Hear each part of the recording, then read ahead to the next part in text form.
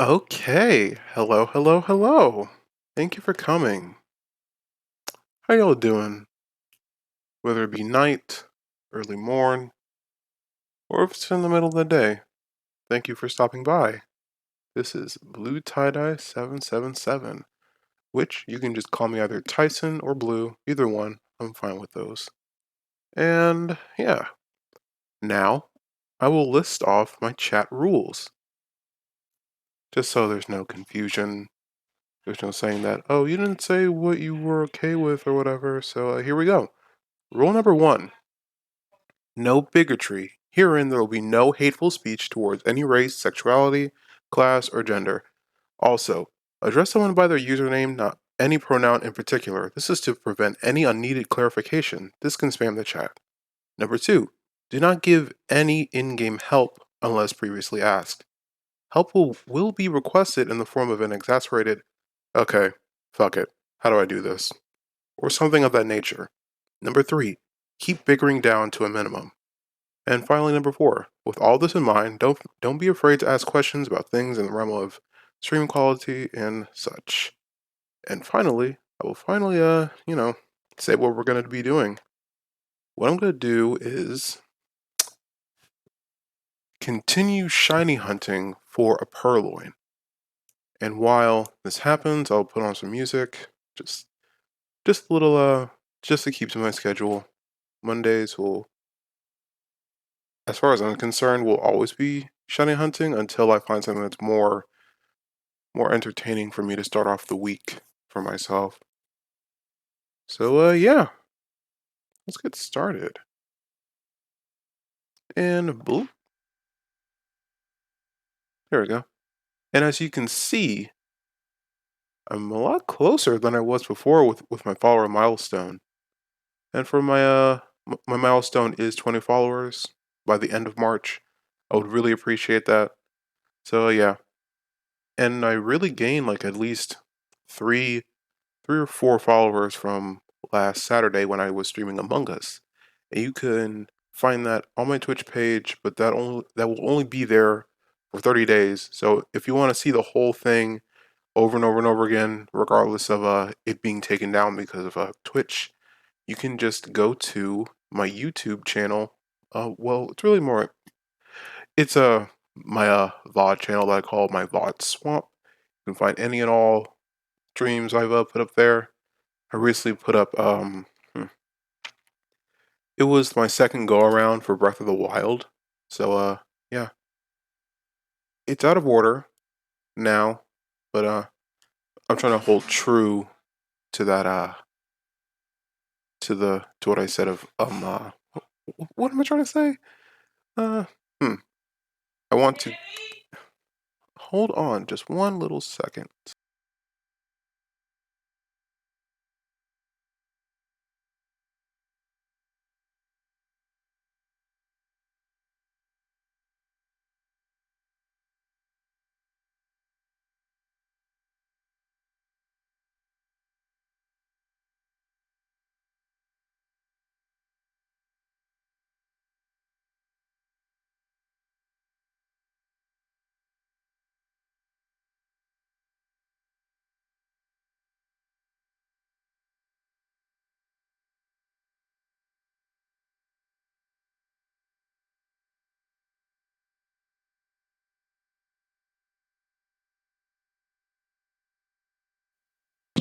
Excuse that. Just had to take care of something. So yeah, um, hmm, let me just. There we go. Yeah, I recently put on like I'm trying to hold true to whatever content that I make on Twitch. It'll always be accessible, so I put it on YouTube, even those I'm not very proud of. Which I'm really deciding whether or not I should actually upload a very specific video. As of me live streaming this, you can find the video I'm talking about. It's got a very precarious title, not very caring about whether or not I'll be perceived very well. But At the time, I wasn't really caring about being professional, so I just had a tantrum live for anyone to see. So, yeah. And if I were to finalize it, it wouldn't be a very good look for me. So what I'm trying to say is there will be some exceptions. So, some videos will be put up there, but most of the time, like 99% of the time, there will be videos that will be, you know, finalized forever on YouTube. Now we're finally gonna get started. And I'll change the music so that there's something to actually listen to. Because as much as I like the music for a Shield, it can get kind of repetitive, so I put on something else.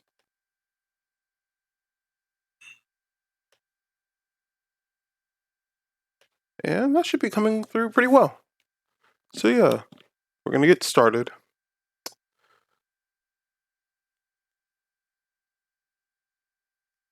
Options.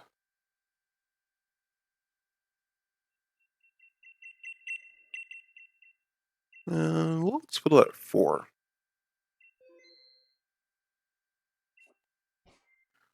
Hmm.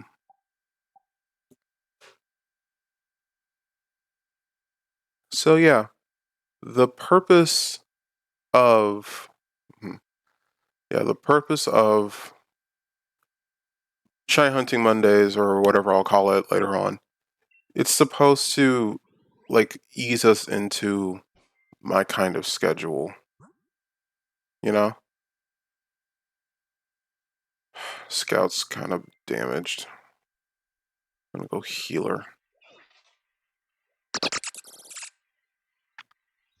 So yeah, the setup I'm doing for these shiny hunts, I don't have the shiny charm because, as I've already said in my first shiny hunting video, I don't I don't want to catch every single Pokemon. Like even if it were like even if the Pokemon was given to me, I just don't like the idea of having a Pokemon that I just don't want, if that makes sense. Oh shit. She's she's like half strength.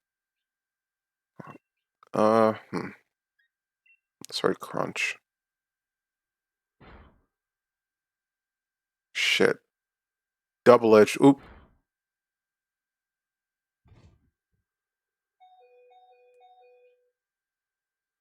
It's probably got that Iron Head ability, which makes it so that it doesn't get recoil damage. We'll just use this.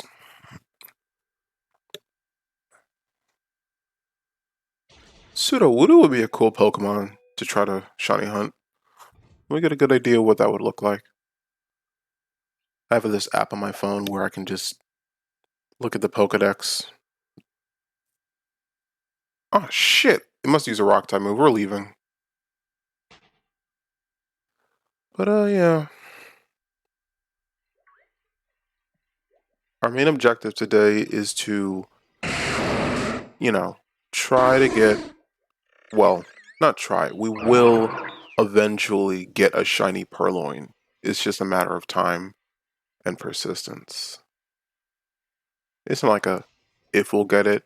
It's guaranteed because it's, you know, it's probability. It eventually will happen. It just won't happen when we want it to. Ah, I am not paying attention.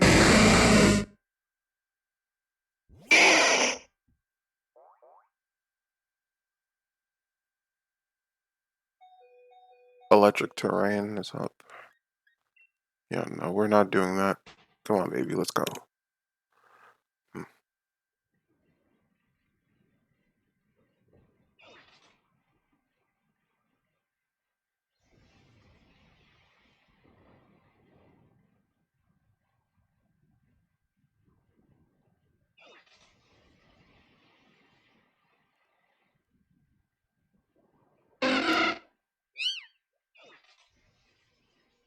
Oh yeah, and the reason I'm like not going to a town is because I'm still like how do I say this? I'm still doing the epilogue portion of Shield, as in I haven't finished the game completely as per the first, like the first arc. Like um the portion that you do before you go to like the Isle or whatever it's called. I haven't really gotten that far, so I don't quite know. But yeah, I haven't quite. Ooh, pile of swine. Yeah. What was I on? Yeah. So I'm trying to avoid. What's it called? It's been a while since I played this game. It's been a while since I've went to Motostoke. Yeah. Yeah. And I'm afraid that if I even so much as set foot into, the town or whatever, a cutscene will happen, and then I'll be like, ugh, now I have to do it because it'll look weird later on once I'm done. And I could finish it, but that doesn't look very like. I'm sure that there's plenty of people who've like, you know, played this game, gotten through everything, even went through, the Isle like DLC or whatever. But even so, it doesn't feel quite right to just start at the end, no matter how you may feel about the story. Oh shit, there we go.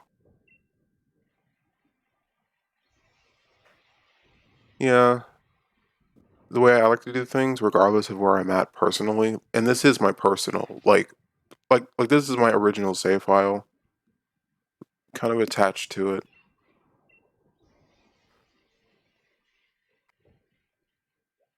So, maybe if like a few people are interested, I could finish the the um, uh, the main story, and then start on a different one, and then go off from there.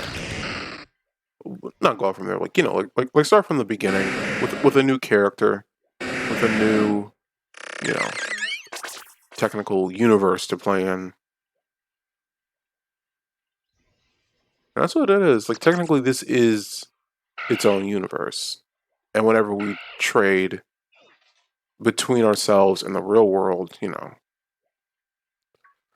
apparently like this Pokemon's coming from like a completely different reality or something. So that's why it gets more experience or whatever. It's really dumb. Like it makes no sense, but like that's just the lore that they decided to go on.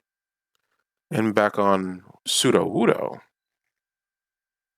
Sudowoodo is a rock type, and its shiny is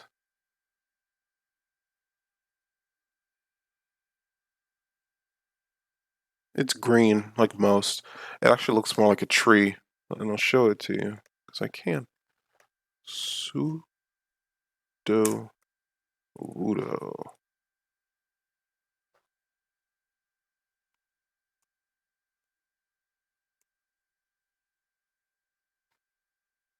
Nah, it doesn't look quite right. Like it's too saturated, and like I feel like you can see what I'm talking about. Uh, Let me see. Just a little display capture.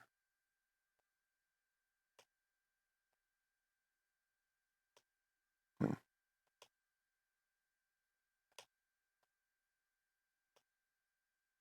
Let's there we go. If you can see what I'm talking about, I'll inch it over a little bit more. Yeah, you can't see what I'm talking about. Shit. Other thing. There we go. Right here. right? Like, if you can properly see it, there we go. Damn, like that. It's like it's it's like kind of dingy, for lack of a better word.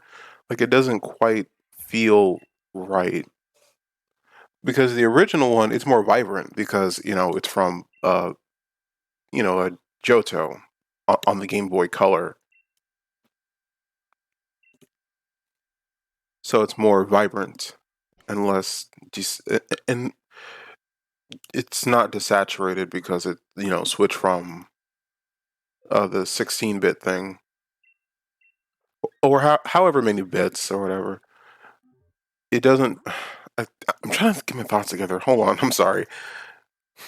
Think. Basically, it's not as vibrant as on the Game Boy for some reason, and I just find that to be kind of sad because like I like the brighter color. It looks a little bit more, you know, more appealing than like the dingy green that they chose to go with. But then again, Pokemon in all has stepped away from saturated colors when it came to like Shield. Well, really, honestly, Game Freak has been using the same models like for the 3D games, like pretty much exactly. So really, they've been doing the same old thing for like I don't know, like a decade, really, almost a decade. More, I give like maybe 6 or 8 years, depending on when like Pokemon X came out. And personally, it's kind of weird how people don't like. I'm just starting to realize that a lot of people don't like Pokemon X for some reason. Maybe it's the difficulty shift because when it really comes down to it, Pokemon X is less difficult than Pokemon White. Like I remember, like I'm still playing a run through of Pokemon White, and it's I'm not gonna lie, it is harder. So mm, yeah, Mm, I just hate the term of like like games just don't adjust from 2D to 3D. Like I don't quite understand that argument because if the gameplay's fun, then yeah, that might be. I might have just found that out for myself. Like right then, I guess the gameplay's not fun for them, so it's like, hmm. But I think the biggest of I'm jumping around, but like I just feel like if it doesn't sound interesting, if I'm not coming up with a good conclusion or anything compelling, then I'm just gonna move on, like dropping it as I'm walking. Yeah,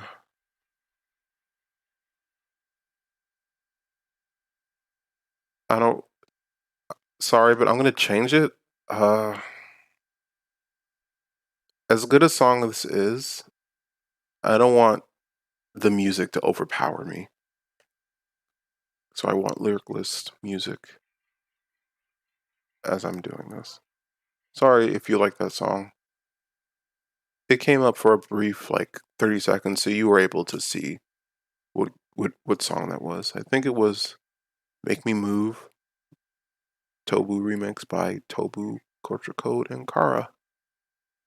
Whoever those three are. Yep, those three. But what was I saying? I feel like the biggest appeal for Pokemon X was it said that like you can get any Pokemon you could ever want. Like it was a complete national dex. But it's like, yeah, that's true, but like didn't literally every other game have that as well? And honestly, I don't know. I feel like they did because I don't know I don't know where I read this from, but like it's like the head of Game Freak. He wanted Pokemon to not leave behind any like you know like previously made game. Like they didn't want an entire region, an entire like line of Pokemon to just disappear because one was less popular than another. And I feel like they're just doing that in the worst way possible because only one specific region has gotten really any recognition. It's always getting a callback because of nostalgia or whatever. And I feel like the popular, not like the very like in depth, like the real vocal fans of Pokemon know exactly what I'm talking about. Like, and I'm talking about the Kanto region. It's like I understand that was your first big success, but if what you really mean to be true of no Pokemon game getting left behind, then it kind of feels dumb because you keep bringing back one over the other. And it's like, yeah, what like the Kanto region set the precedent of what other games could be, but you keep referencing them and they don't hold up or surpass what we want. I feel like what a lot of like that's my own personal opinion. I feel like a lot of people like Heart Gold and Black and White or Black 2 and White 2 a lot more than they like Pokemon Red because objectively those games like Heart Gold and Black and what what I've said is that they're better games to play because they feel good like they're more visually interesting. The stories, well, one of them being a remake, are more interesting.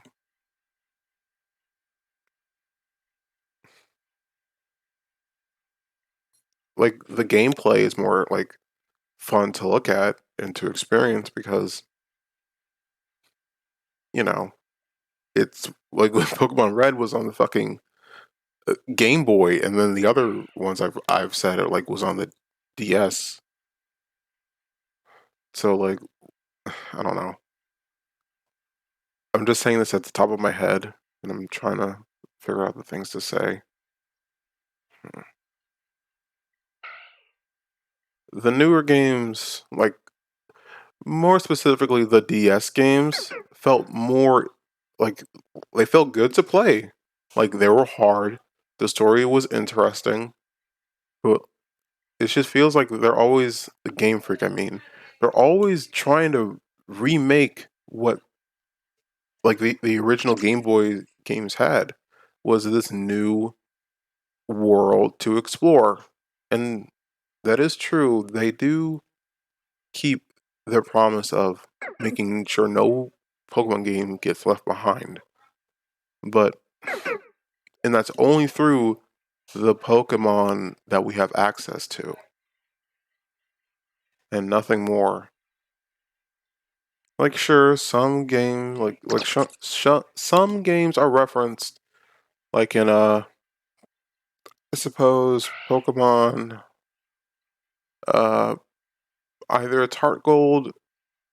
I think Heart Gold references Pokemon Diamond, but those two games were so far together. Like one was Pokemon Heart Gold. I'll just say this: the Johto remakes they came out at around the same time as Pokemon. The Diamond and Pearl, Platinum, those three games. Like they came out at around the same time as the Johto remake. So of course, they're gonna reference each other because one literally just came out like not 2 years or 3 years later, and I think the Johto remakes came after the Sinnoh games. So that doesn't really count like significantly. And then even in like the Alola games, Pokemon Sun and Moon, uh the Kanto region is once again referenced. Like again, instead of like, all of the regions being referenced. Because it's similar the 3DS games. Like they all run on like the same engine, I think. And like they use the same models from like Pokemon X. So it's just they had all the assets to make more interesting Pokemon variants, which was like the staple for like Pokemon Sun and Moon were the regional forms and the Z moves. The Z moves being like special moves that the Pokemon could do, but it's like only exclusive to the Alola region because it uses like a special stone and energy. But it's like, and then back on to Pokemon X, they explained it as with Mega Evolution, the Pokemon. Oh shit! I need to get an egg. The Pokemon and its trainer like use stones to achieve more power and a more interesting form for battle. But it wasn't it didn't need any special energy. It was solely between the Pokemon and trainer. So theoretically, every single Pokemon could have a mega evolution, but they hid behind the fact that oh wow, these stones are so rare that while it is thought to be that there are as many, you know, mega stones for every Pokemon, it's just that some are so rare, so you'll probably never see them in your lifetime, which is fair. Like it kind of makes sense because the mega stones are like kind of ridiculous in structure and lore wise because it's a stone that only reacts with a final evolution of a Pokemon. So unless it doesn't work on pre-evolves, and it probably doesn't have a Megastone for Pokemon that don't evolve because it revolves around a Pokemon evolving to even work. So for a Pokemon like Shuckle, well, actually no, that's not true. I'm not remembering that Heracross and Pinsir, Pokemon that don't evolve, have a Mega form. Like I just now remembered that. So really, every single Pokemon does have a Mega evolution theoretically, but I don't know. It is a lot to ask for, but I don't know. It just seems so possible that like it could happen. That it's not too much to ask for because you have the means to do it. You just need to take the time to do so. And they're just pumping out so many games that they don't feel good to play. The story's not interesting. It's just they're trying to mass produce so much in so little time, and then they're trying to make it so expensive, like $60 for a game that just isn't good, and I can't really get a refund for because you'll still make money off of it. It's just, and then like I'll get attached because it's Pokemon. The game hinges on me caring about my Pokemon.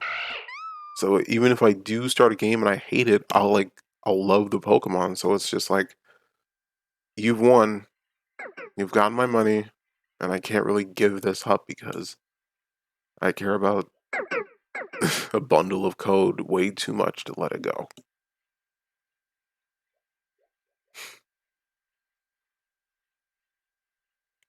Sorry this was so heavy. And we're like only in the first 30 minutes, really.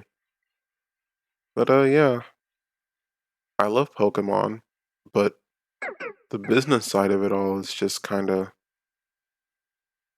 lazy.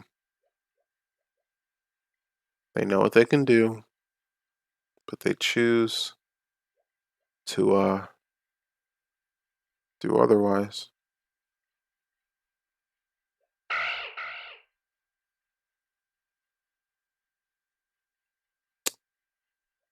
Yeah, honestly, that was a kind of good and well thought out thought I just had. So that string of consciousness, that might become its own video. Like, sure, it's only 3 minutes, like maybe 5, 10 minutes long. But I could post it on my other channel, my main channel. It's by the same name as my Twitch, blue tie underscore 777 on YouTube. I haven't really thought of anything hmm, to put there yet. Like, I was thinking of sketch ideas and essay things, which a lot of people already do. But you know, it doesn't hurt to put content there. And besides, I need to put out content because I need to make up for the fact that I don't have a lot of viewers. So yeah, that whole thought might just go to go to YouTube, my main channel, instead of just, you know, I could basically just make content like little clips, like little snippets that big streamers already do, and there won't be a need to edit it because it's all freeform, it's all you know fluid. Because I was caught in a moment of basically I was in a groove, and because it was so genuine that people are gonna like that because I was saying what I was thinking and try my best to be as succinct as possible.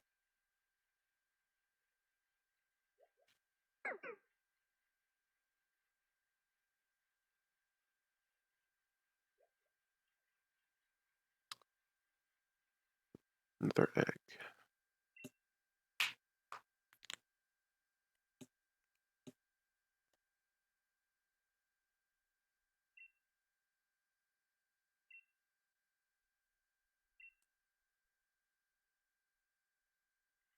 Hmm.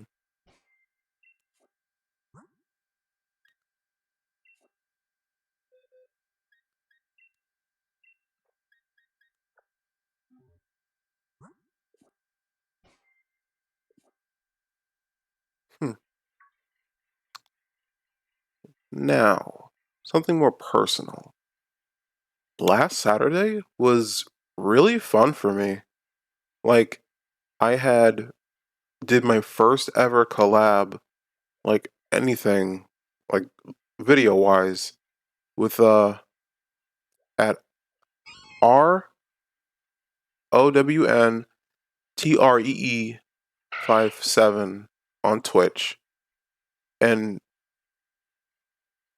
I don't really know their pronouns, so I'm just gonna say they. They they collabed with me and let me in on their Discord, and we played Among Us.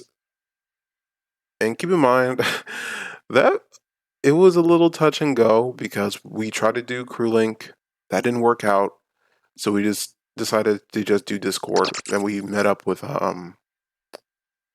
this other person. I'm not sure if they want me to say their name, so I'm just gonna say a variable for them, X. Yeah, X let us in with their friends in Discord, and we just played a very stylized version of Among Us called a zombie apocalypse, where the crew, they're allowed, like, okay, I should phrase it better this way. The imposter is not allowed to kill in rooms with one exit. They're allowed to kill in hallways. They're allowed to kill in like cafe and wait, this is all like the only map that we played on was Skeld. So these rules are very specific to Skeld. It may not be applicable to any future maps, but like it's just the way it is. So yeah, A room with only one hallway, that is a place where the imposter cannot kill. They can kill in places like cafe or weapons or storage with multiple exit points. That's fair and good. So the crew has to time, you know, when they move to other rooms because if they're caught outside of a room, they die. It's free reign. And that was really fun. My only gripe that I had with that was I was not imposter once. Like when we play like that, like I was only imposter like twice that entire day, and it was weird because like I'm usually imposter like more than fucking 3 times. It's usually more fair, but I don't know why. It was not my day to be imposter. It was fucking weird. But yeah, that was really fun because the way I play Among Us, it's really just more, the standard game. I uh I don't have a lot of people to play Among Us with, like, with people that I'm able to actually physically, like talk to. So really I just play like a lot in the mobile, like no, the what's it called? The public lobbies, and that is ultimately it's not very fun. I don't really enjoy myself really when I play public lobbies because sometimes it's really entertaining and sometimes it's just like, oh my god, these are fucking middle schoolers. They don't know what the fuck they're doing half the time. They're either complete fucking assholes and I can't really do anything about it because if I show any grain of annoyance or agitation, they just fucking run with it and then I made the fool because I have emotions about it. It's fucking ugh. But then again, playing on public lobbies gives me the opportunity to do the same exact thing. So ultimately, I cannot complain because I do the same exact thing to other people.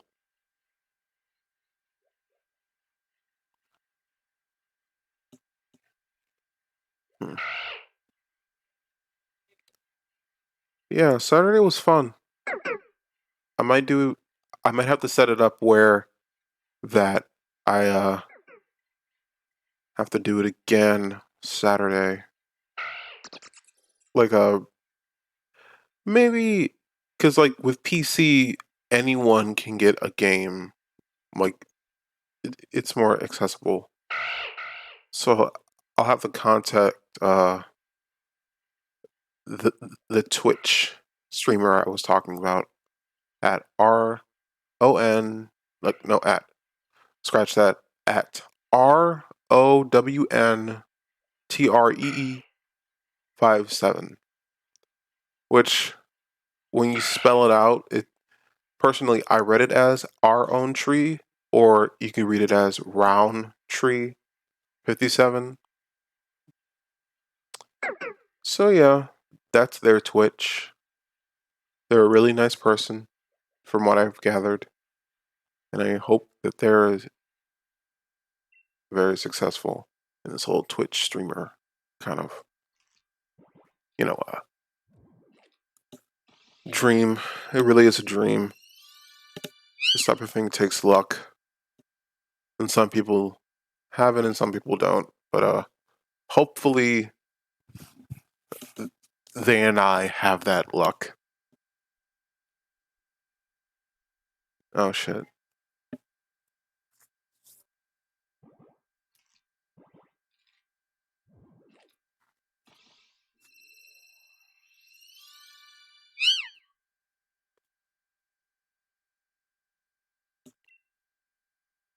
I have no idea what to do with all these cats.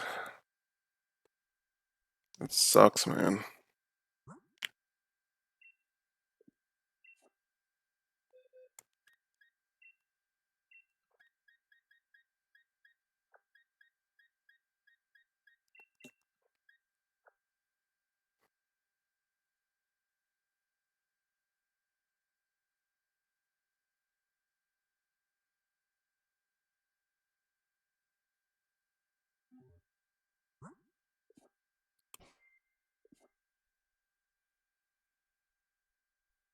Dang. All right. All reckon up together, huh?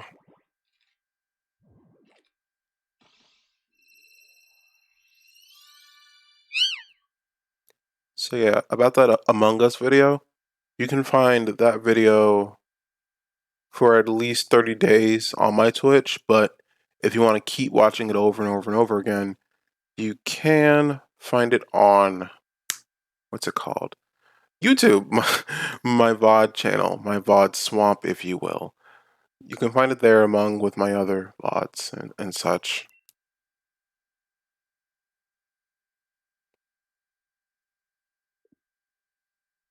But yeah, that was really fun.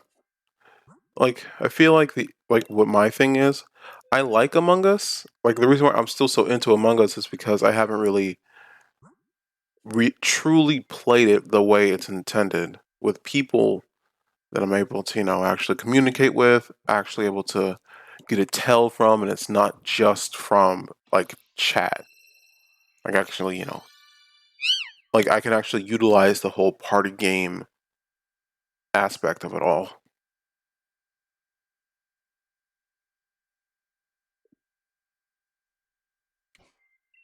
Because I realize now I'm not a very good liar.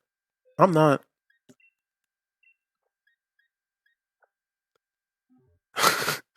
Like vocally, I'm not a good liar. I have a lot of tells. Dang.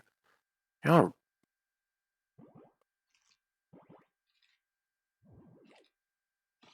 I must have did something last time.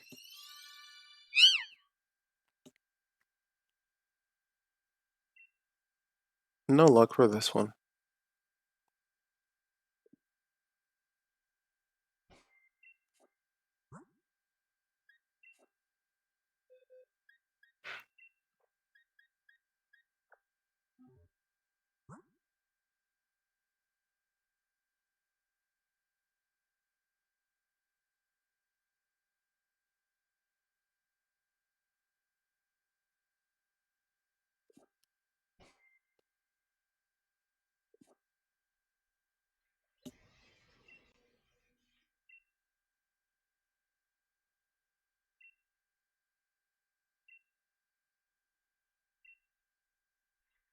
Now that I think about it, if I were to have put them all back in the box, I would have still been stopping in multiple intervals, which would have been more annoying than switching back and forth. So yeah, as is the life of a shiny hunter. The result is always bittersweet because you'd have sunk so much time into this just to get a shiny variant, a different colored animal. And the thing is, the way I play Pokemon, if I want a very specific kind of Pokemon, then I will just, go to the route, get a good Pokeball, like either, great or an ultra, and I'll just catch the first thing that I get. And if I do find a Pokemon that's like 2 or 3 levels stronger, then it's like, eh, it wasn't meant to be. Because at the end of the day, the Pokemon's only as strong as you make it out to be.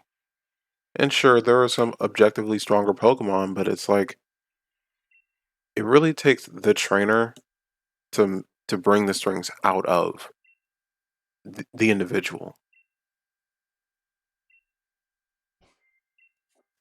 I may not know a lot about IVs and EVs and shit, but at the, but like when it really comes down to it, it doesn't matter like how strong your attack is if it never makes contact. Like stats are only one part of this game. It's about, the trainer. And if you've ever watched the anime, and I'm talking like really early on, the main character Ash Ketchum, he had a Charizard that was really strong, and seeing as how Ash was so uh inexperienced, simply chose not to listen to Ash. The Charizard would just fall asleep or simply just ignore Ash or pick a different move instead of, doing what Ash said. And like, that's, IRL stuff. And like, really? The whole thing of breeding a Pokemon is so, for lack of a better, like, description, not description, but like a person to pin this on, like, it's so upper class. Like, it's so, like, ugh, you have all this money, you're just trying to get the best out of something, like, without, the actual care put behind it. Like, because in lore, there are people who breed Pokemon to get the best aspects out of that species. Like, if a Pokemon's fast, they're gonna try to breed the fastest, like the highest percentile of that species to make a new breed of that of them of that species. And it's so weird because what about those other Pokemon that were born and didn't fit that mold? What would they do to them? They would just sell them without a thought. And if that Pokemon were to have the things that they were looking for, they would just only then that Pokemon would get some modicum of like care. It's like it's up in the wind, and here I am doing that exact thing just to get a shiny variant. But yeah, don't worry. I'm not actually losing sleep over this. It's like it's just a part of it. Like, it is fun. I understand that it's like just a game. But yeah, it's a lot to think about.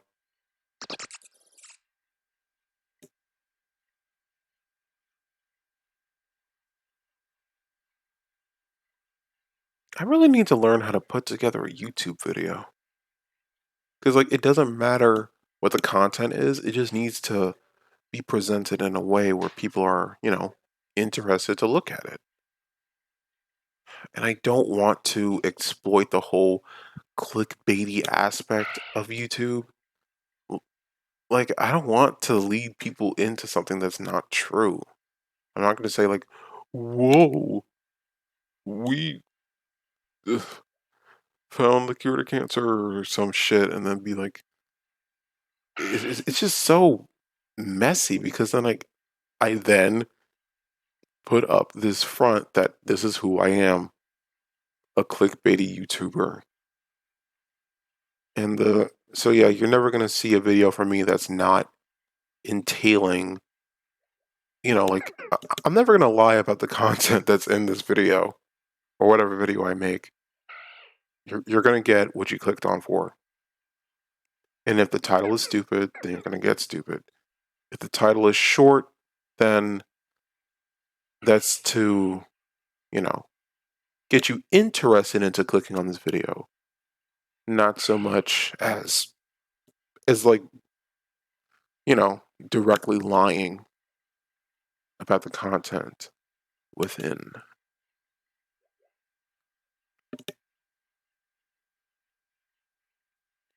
Honestly? Huh. I don't see a lot of people doing that, really. Doing one word titles. Like, I feel like that's a very special case of a clickbait, which would be interesting to do.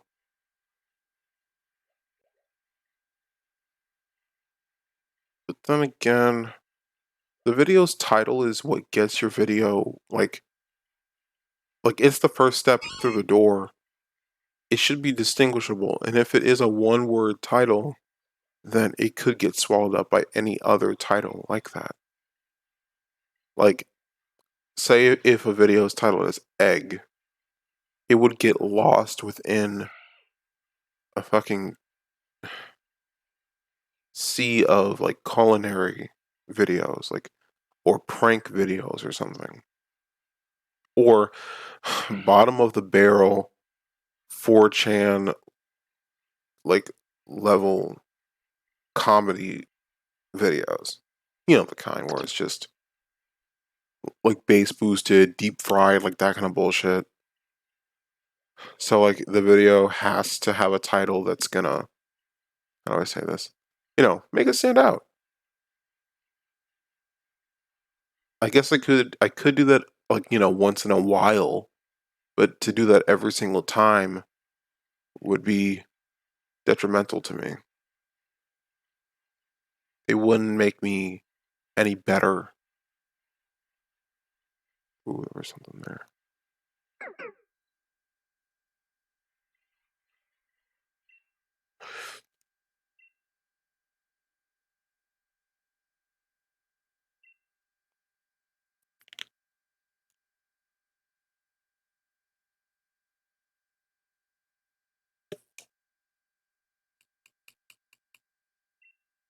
You're right. Just checking my audio. Probably really loud. Sorry about that.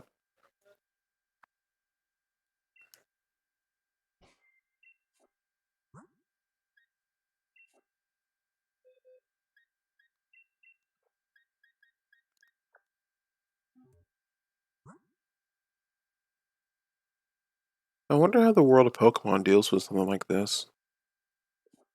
Like trainers just breeding Pokemon. Like objectively, now that I'm thinking about it, a Pokemon could probably only make an egg, like a fertilized egg, within like how do I say this? Maybe uh like a couple months.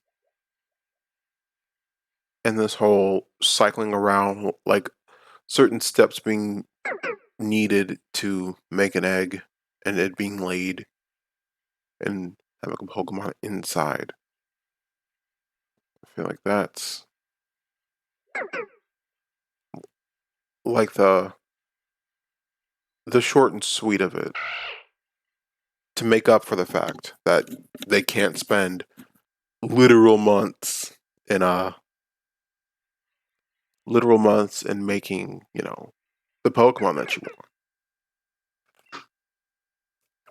want. To shorten it down to a couple minutes.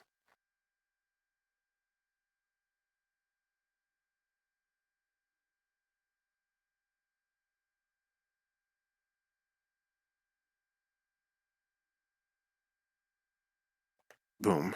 There we go. Just have to readjust. If you must know my streaming setup, I do stream in my bed and I have a gaming headset on and it's very sensitive. So it picks up when I creak in my bed.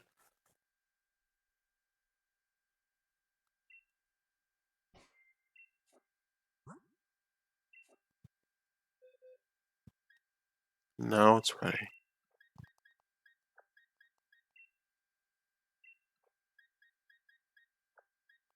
Hmm.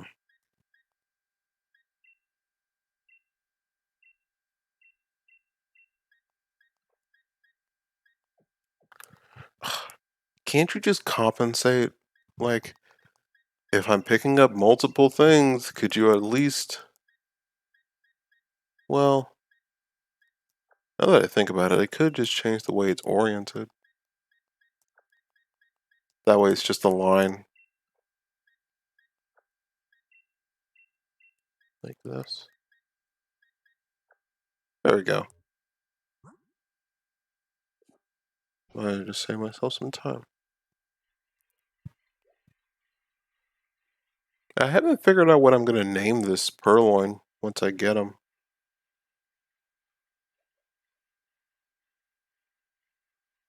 I don't know why, but the name.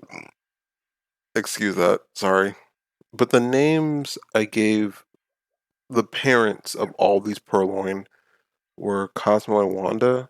So the name might be Poof or it might be Timmy. From the Fairly Odd Parents. If you don't know what that show is, it was basically it was a Saturday morning cartoon. Actually, now that I think of it, it was like a sitcom. where every single week there would be a problem that the main character, Timmy Turner, would face, and he would use his magical fairies that would grant him a wish, but the wish would always go out of control, and by the end of the episode, he would unwish it, and he would eventually like learn a lesson from it. And I kind of feel like it works. Like it's not that the wishes are bad. It's just that there's always going to be some kind of consequence when wishing for something. So by the end, it's always implied that Timmy's gonna outgrow his fairies or whatever. Like they're gonna just be wiped from his memory. He's gonna grow up. He's gonna be well adjusted to real life because of all the things he's learned from his fairies. And I feel like a lot of people forget that. Like, of course, he unwishes all of it. He's gonna he can't have his fairies forever. And I feel like from the live action movie, which if you know how live action movies go, they don't always work out. They're always kind of cheesing it. They kind of scrap the idea that Timmy, you know, outgrows his fairies. Like he keeps them. Like Timmy in the live action movie, he doesn't grow up. He's just the same 10-year old like he's an adult, like he's in his 20s or whatever, and but he still acts as if he's 10 years old. Like the weird thing that they had the character do is that he was still in like the fucking 5th grade, still being taught by his weird teacher, Mr. Crocker. And it's like, um, huh? And it's weird because previously in like early on, not early on, but like within the first 4 years of the show being aired, there was a whole special where Timmy's. Oh, I should not say this in case somebody. Well, there's a certain moment where in the special we see Timmy's future, and he's grown up. He has a family. He has kids that he cares for. Kids that are also having fairies and shit. But he doesn't remember what fairies were, so he's just like a dad who treats his kids right, unlike his parents. Even though his parents do love him, they never really were around, which is weird because within like a sitcom kind of setting, the parents it's always a nuclear family, a mom and a dad and a kid or two. And the weird thing is, his dad was always seen,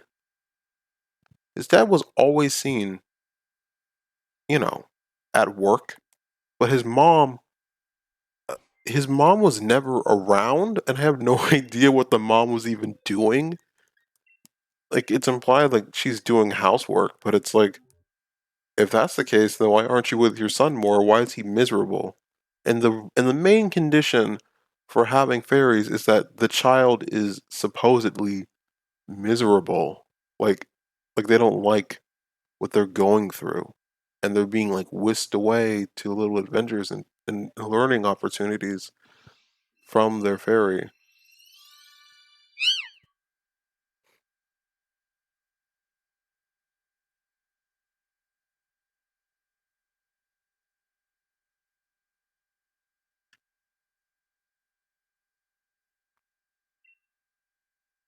It's like it was always it was always implied by the way the show was set up. And it's like the people that talk about these shows nowadays are always like, "Oh wow, Timmy had had the opportunity to like fucking undo slavery and other bad shit in the world, but chose not to." First of all, he's a kid, and like yeah, well that is messed up. There would always be some sort of backlash. Like as bad as slavery is in our world, I don't know. There would always be something bad that would happen from something like that. Like something that would mess up everything. And I'm not just talking about, well, so what, you're implying that people deserve to be enslaved and shit? No, of course not. It's just no matter what Timmy would wish for, it would always end with somebody getting hurt. And sure, there were rules where he couldn't wish for love, he couldn't wish, you know, like a wish can be undone if two people were, or one person was in love with another. Like, if a wish involved two people and one or more people, like, okay, if two people were involved in a wish and one of them was in love with the other, trying to undo the wish while one of the people were in love with the other wouldn't work. It would just nothing would happen. And there were so many rules, and it's just like when it did work, no matter what happened, the wish would always be undone.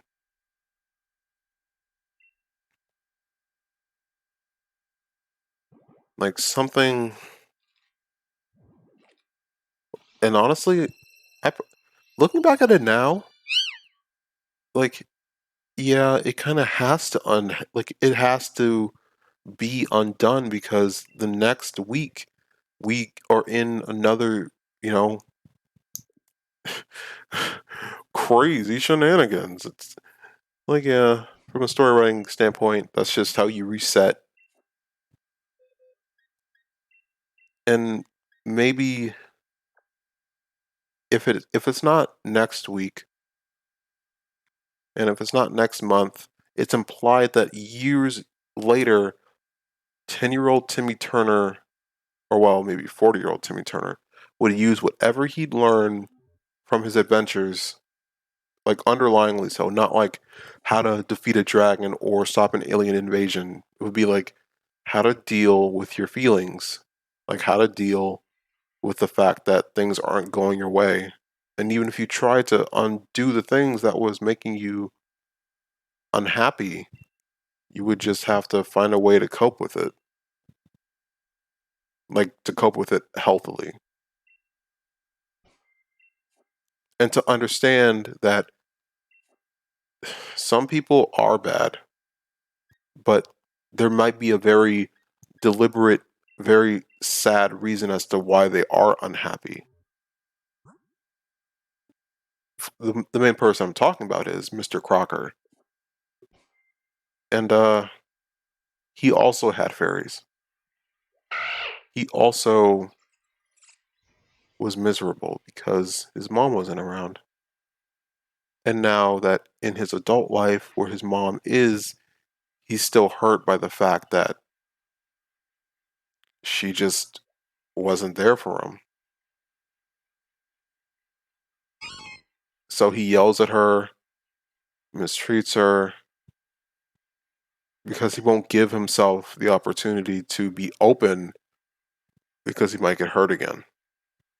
And he obsesses over fairies because they were the only things that made him feel good when he was a kid. Because his fairies were taken away, so he never had the opportunity to. His fairies were taken away, and his memory his memory wasn't wiped, so he knew what he had lost, and so he tried to, regain what he once had. And it was so sweet, like so tragic. But then later on in the series, when he was starting to repair himself, like starting to become a better person, a less obsessive, sad, and angry person, they made it so that the way the show was, it hinged on him being unhealthy. Like the way they set it up was fairies needed belief in them in order to, be. And if they had no and if there wasn't any belief in them, it would just cease to be. Basically, Tinkerbell rules, which is just Fae rules in general. And since Mr. Crocker was so obsessive over fairies, it compensated for a rather um, sterile world of a belief in fairies. Like he compensated like the entire planet, and maybe like Ireland or Sweden or like those places that genuinely do believe in the Fae, because Ireland is like the origin of the Fae or something like that. But yeah, like they just turned it around. Like they instead of like letting him have the help he needed, they just they just made him permanently fucked. Like they made Mr. Crocker just like instead of just letting him be happy and adjusting, instead of like making up that rule, which when you think about it is actually pretty true and like an actual problem, instead of like letting him have the ability to believe in fairies and let him be healthy, they just scrapped the healthy part and just made him the fucking fairy world battery. Like that didn't need to be there. I understand now, like they were probably just running out of plot points, plot lines to have for the episodes. But that is so fucked. That is so messed up.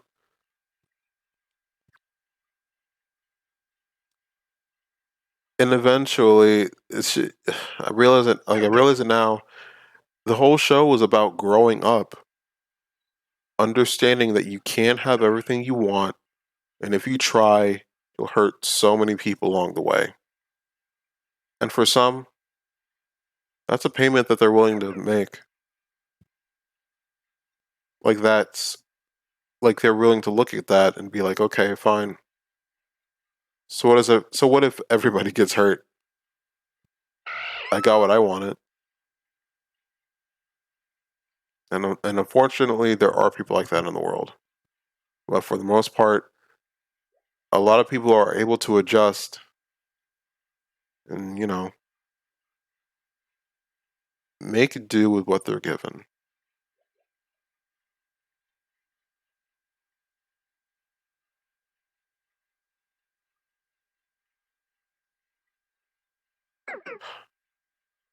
Yeah, growing up, foresight.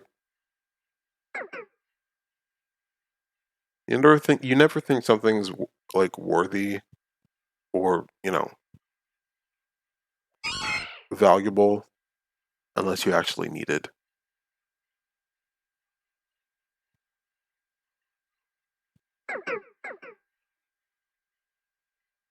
Fairly Odd Parents. I never thought I would actually talk about the show like that. Like it was honestly just that kind of cartoon you would just tune in and just tune in next week.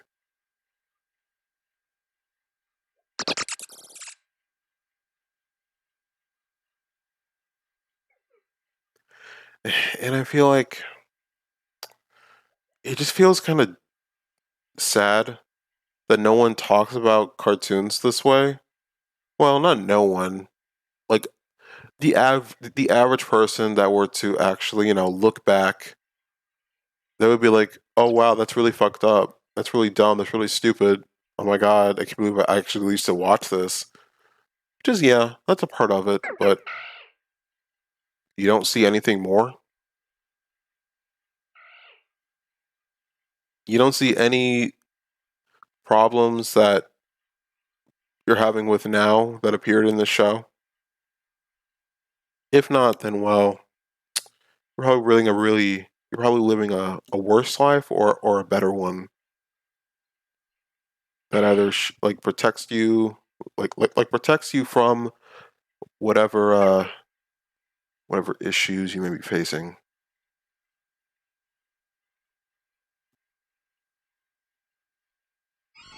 Hmm.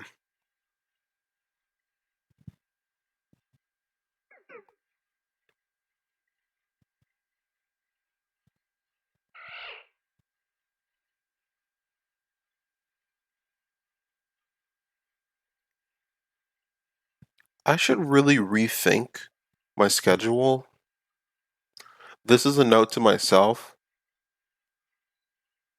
I should admit this to my viewers that I only have a set inventory of games that I can play. And while, yeah, games are replayable, I could go back and redo it, but that would be like months or maybe a year later. And there are some games that are like have multiple endings, but eventually I would overexhaust that resource and have to, move on to another game. And I wouldn't want the game that I'm playing to be the only one I'm playing because, yeah, sure, it's open ended. I can do whatever I want in this area, but eventually I would become that kind of streamer. And I want early on streaming, it's best to find a niche or a niche or something and stick to it because it's hard to, try to be popular, try to, what's it called? Make your own way. Because right now, not literally so, but a very real occurrence is that I'm being overshadowed by people who've been doing this way longer than me. And I have to find a way to get out of that shadow, get some eyes on me, and entertain the fucking hell out of them. Like I have to. I honestly have to. Because if I don't,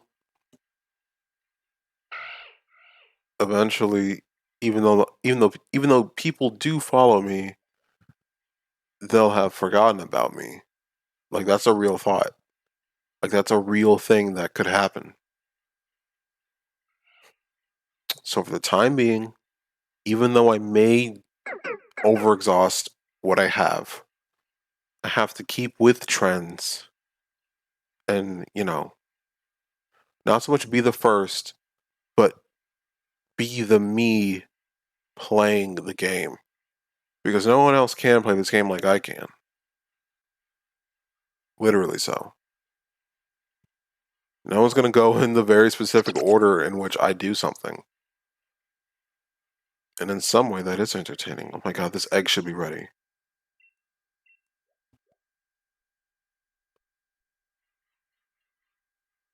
Like that. No one's ever going to be able to replicate that.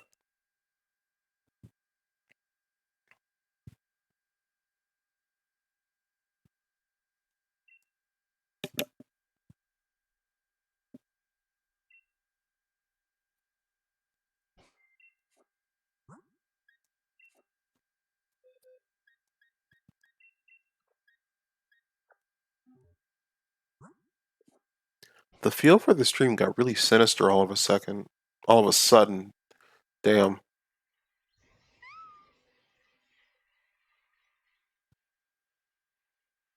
Not sinister. I feel like I mean eerie. Foreboding. Foreboding.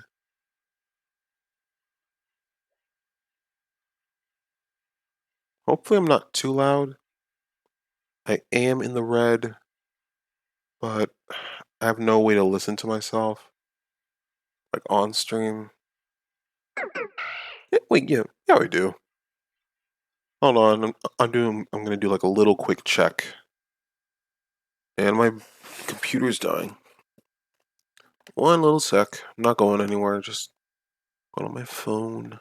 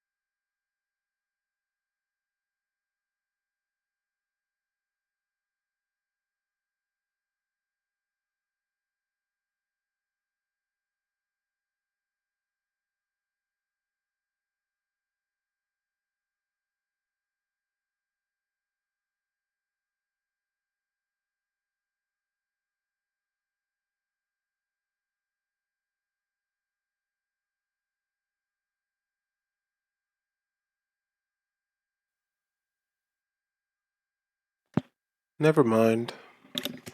I can't really view it right now, so it's just something to worry about later.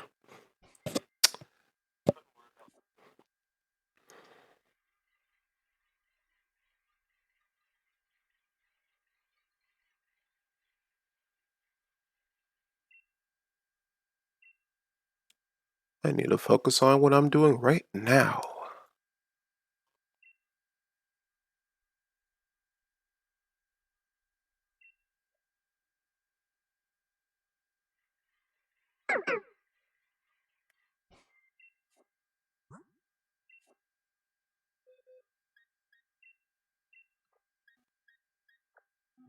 Just one more egg.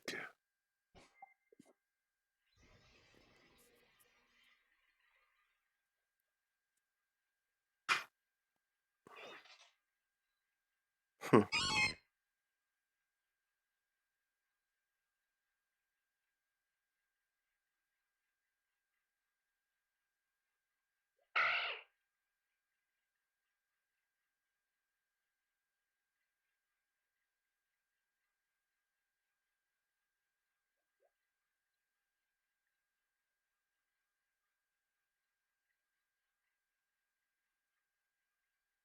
What's something else I could talk about?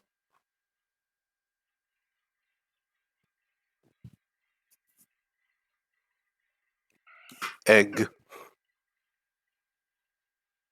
Sure, let me talk about fucking eggs. Fuck. Eggs. Hmm. I have never originally liked eggs. Like, be it scrambled, be it hard boiled, be it like fried or something.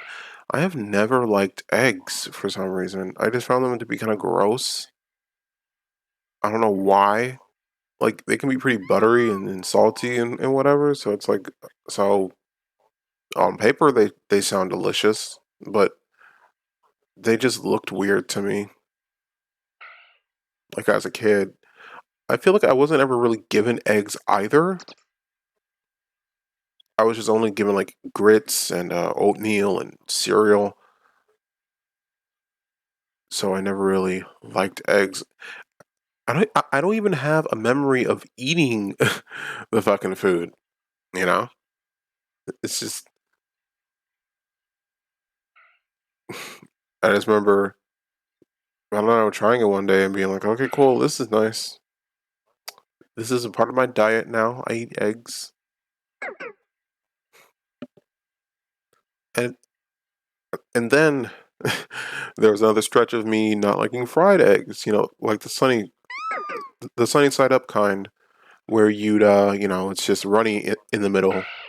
Still, I never liked those either. But then I tried it once at IHOP. It's just like, fuck, this is fine. It's not bad. It doesn't taste bad. It's just, I'm sorry, but that mic is that does not feel right. There we go. That should be a little bit better. I don't think I ever want to be in the red in comparison of the gameplay audio. There we go. Should be slightly more pleasant.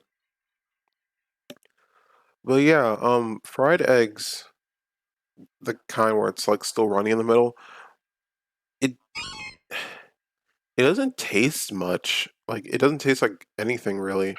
It's just like this weird. I think it. I'm trying to remember what it tastes like exactly. It's like the middle tastes sort of metallic, not metallic, but it's not sweet. It's not salty. It's not sour. It's more like bitter. You know. Yeah. Thinking about this. That other egg should be ready.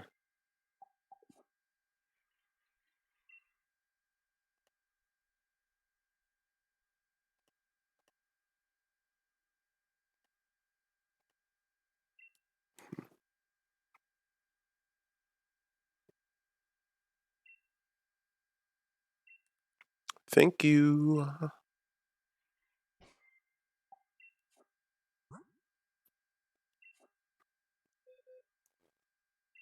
So yeah, eggs.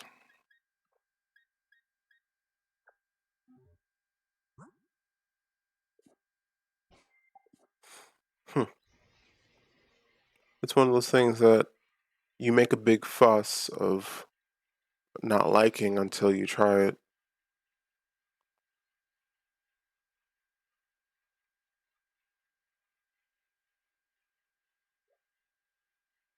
Granted, there are some things that I just won't try.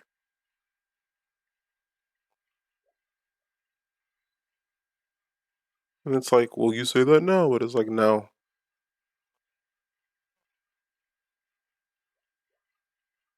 Like pickles. Uh, I just, I don't like bitter things. I don't I don't fucking like, bitter things, y'all. That I don't, it's just, it's like deliberately enduring pain to get some kind of pleasure out of it. Which is like, yeah, it's a part of it. Like once the bitterness subsides, there's this sort of I guess sweetness or something. More like a feeling that like once you've endured the pain of experiencing something so bitter, you know, your mind like alleviates you. Like, okay, cool, it's over. Don't try that shit again. But then you eat another pickle and then that's gone. Like you experience something so awful over and over and over again that becomes pleasurable, I guess. I haven't eaten a pickle, so I feel like it's just the smell that I don't like, which would in turn, be the flavor of the thing that I don't like.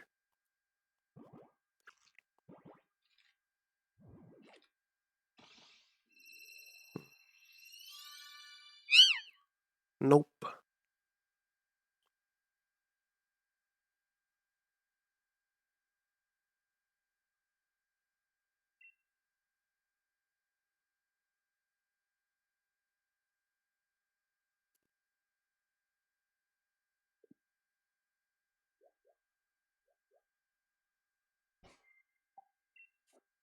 Noibat would be pretty cool to catch.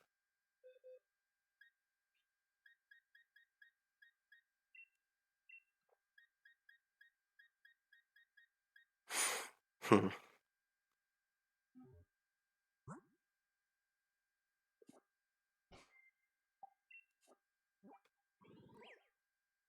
Well, what kind of sucks is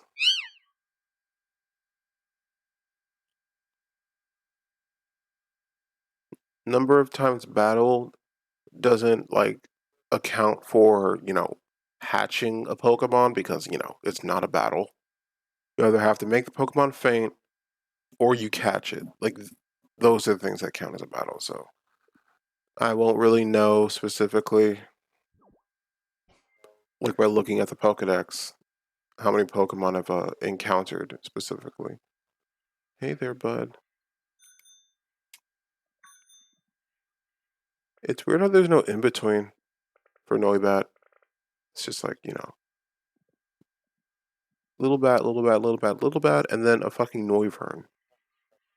The big bat like thing. So weird.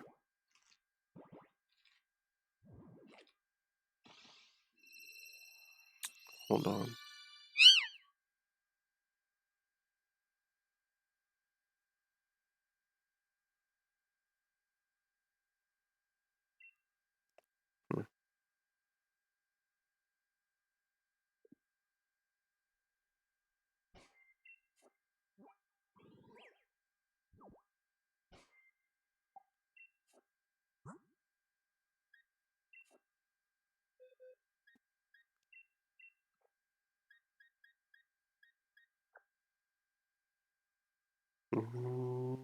Hmm.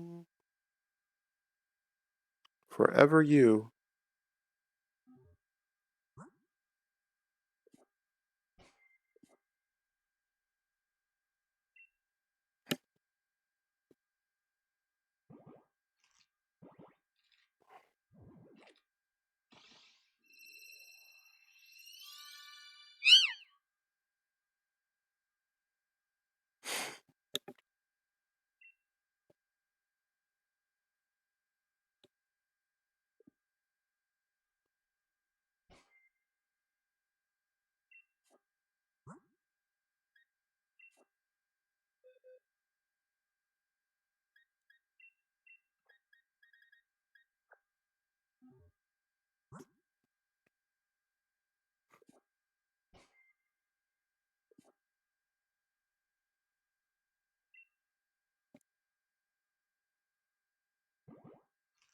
Hmm.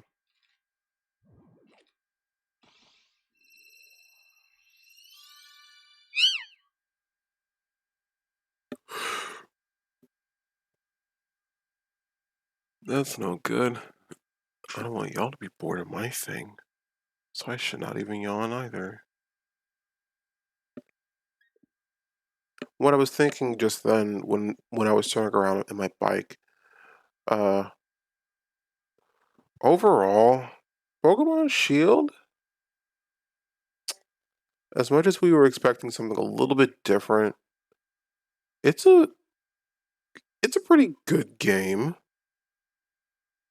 I say that, not wholeheartedly, but the way the character looks and how it feels to play, it's very standard, like 3D, like 3D adventure play. I feel like what a lot of people were hoping for with, this kind of game, how, the open world aspect, like less routes and more, like more in depth, detailed, you know, whatever you call it, the entire region being open world. Like, take the wild area and expand it. Only certain places where there would be cutscenes, like going inside of houses. Like, a game like that would be, like big monster to play, but hey, it would be very interesting. Like, it would be worth the $60. But I kind of feel like they're under the illusion that they have to pump out games left and right, but they don't have to. They shouldn't. They really shouldn't.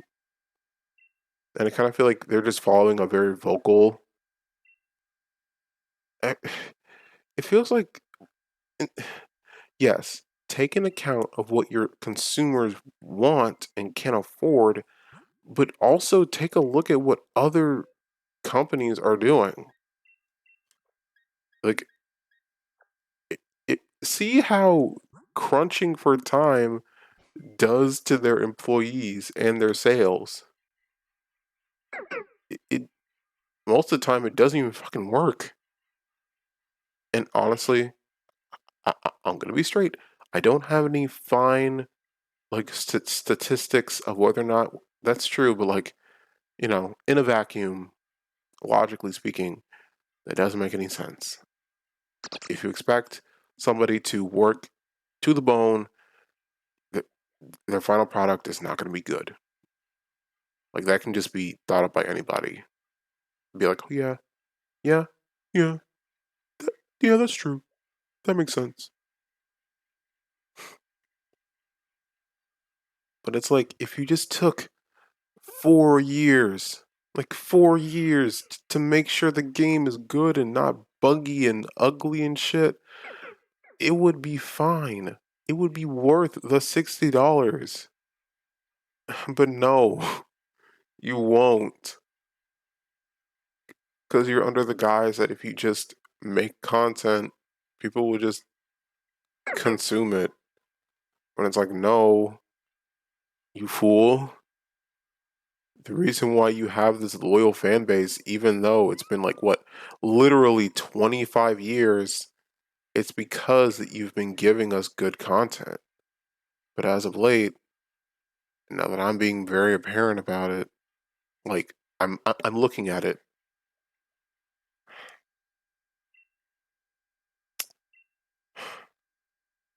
Shouldn't have looked at that. You're not being fair.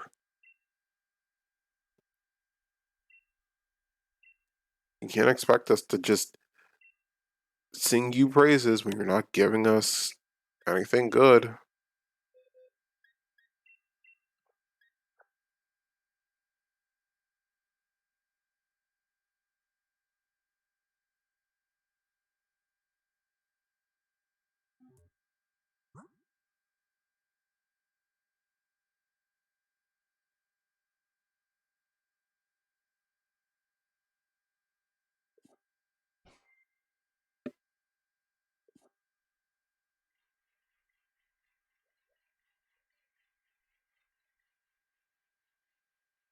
Pokemon, Pokemon, Pokemon. Honestly, when I was growing up, I just thought that it was just this cool idea of, going out in the world with your best friends and just having fun. While also taking down bad guys, but comes with the territory of adventuring out in the world.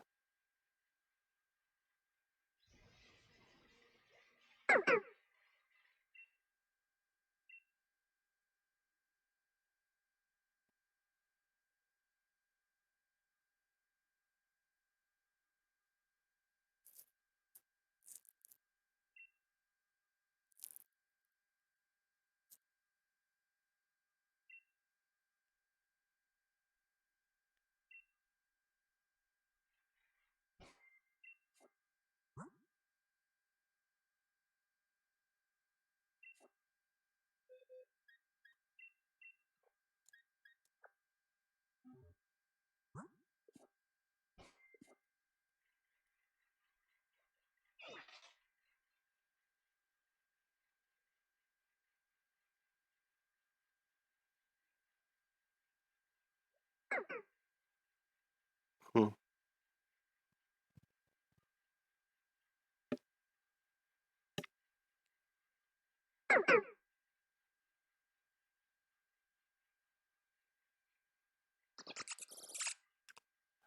So, talk about my analytics. Yeah, I raked in a lot of more viewers than I ever have by streaming Among Us, which makes sense. It's one of the most it's one of the more popular games like as of like 2020. But I guess I haven't really experienced it because Among Us was the video like it was the game that raked in like 24 views on my Twitch. And then on my YouTube, my VOD swamp, it was it was the video that got me at least one view on one of my on that video and my other two. Not my first one, but whatever.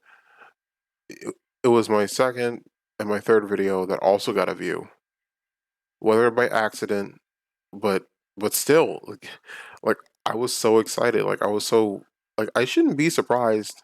It's a popular game, but like I was told by a bunch of like articles and videos to not stream popular games because you'll get swallowed up and it'll take a lot for you to, get to the top. But honestly, that's kind of bad advice. Like, yeah, that is a big possibility. Like, that I could get overshadowed because everybody else is doing it. But there's a possibility that because I'm doing a popular thing, it can be seen by so many people. Like, yeah, other streamers, that's a threat. But the viewers, that's the big thing that could happen. Like I could also rake in a couple viewers, maybe some followers. And honestly, I should also say that on that day, I had gotten my first ever donation. Like real donation. Not someone just saying, "Oh yeah, I would donate to you." Which is like, yeah, the thought is good too. I appreciate that. But like actual money, it was so fucking cool.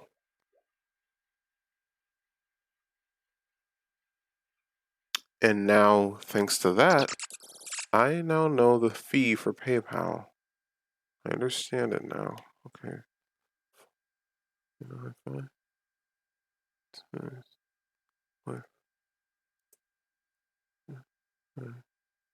No, that's alright.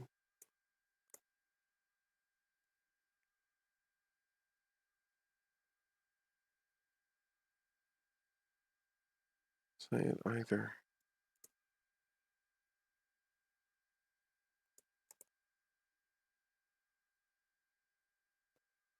I now know that as of now, I now know the hmm, like the fee that PayPal does is now like 9%. Like 9% of the money that I gain from my donations is 9%. Like they take 9% of the funds that I get, which is, fair. They have to make money too.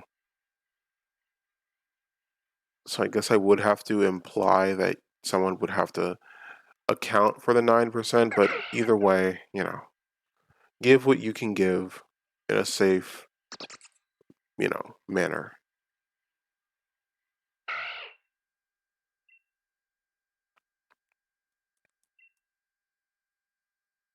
But it was really fucking cool. And the way I got it was from the command that I set up like a week prior, like previously that week, like maybe like a Wednesday or a Thursday. I set up the command, exclamation point donate to send money directly to me. The downside is you wouldn't get like the Streamlabs like GIF and animation and text to speech thing. It would just be, if you want to discreetly give me money, do it that way. And I guess the other downside to the command is there is a cooldown, and the lowest it is, I think, is 10. It's either 10 seconds or 10 minutes. I don't really know at the top of my head. Hmm. Wow, wow, wow, wow, wow, wow, wow, wow, wow, wow, wow, wow. I think I need another egg, right? Thank you.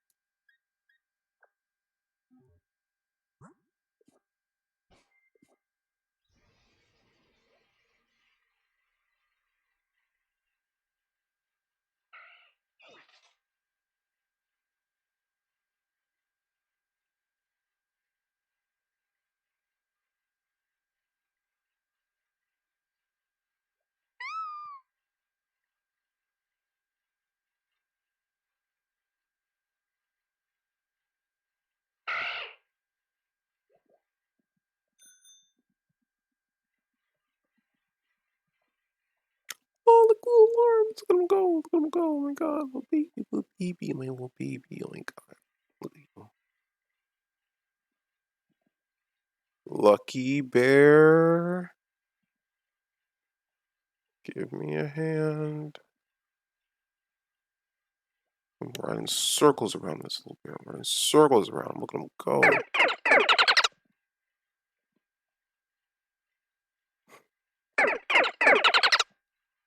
think I like all of the bear. I think I like all of the bear Pokemon. Cubchoo, uh, Teddy Ursa, Pancham. I only recently felt like like actually like Pancham recently. Like within the past 2 years, because I did like a Pokemon X playthrough recently. Not I had recently done a Pokemon X like Nuzlocke kind of thing, and I had caught a Pancham, and I only really bonded with him like out of necessity. But the more I played with him, I got more attached. And and the beautiful thing about Pokemon is you get attached to the Pokemon that you train, regardless if they're not the strongest or the highest percentile they could be. You like that particular Pokemon. Not so much the species, but the one you're training.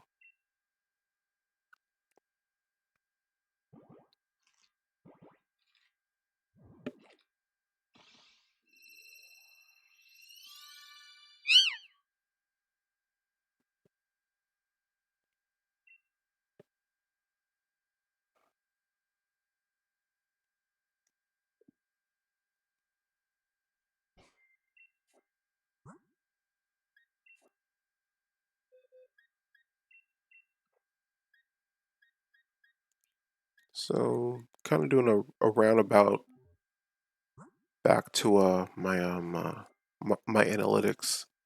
I didn't want to say because I didn't want to scare them off, but there was a particular point in my stream where I got like 3 viewers in all, like in one time. I had never did that, and I was kind of hoping that they would stay for more than just 20 seconds. But lurkers, you you learn to sort of appreciate them sometimes. It's like it does feel good to see that number like go up, and you want to say hi, but it's really encouraged that you don't do that because you'll scare them off. Like, like, like, like there's some hunting game or something that because if you bring attention to them, like they'll get scared and run away. Which I guess they're sort of entitled to not want to be interacted with, but it's like that mindset is sort of rude too. Like, ugh, how dare you fucking interact with me? But I know that's not the case. It's just like, oh man, why'd you interact with me? Because like I also behave that way as well. But the number doesn't really seem to matter because I really more I tend to watch streams where uh hmm, I tend to watch streams of more popular people, so they don't really notice me there. But with like smaller streamers, you get so excited to see more people here, so you want to say hi.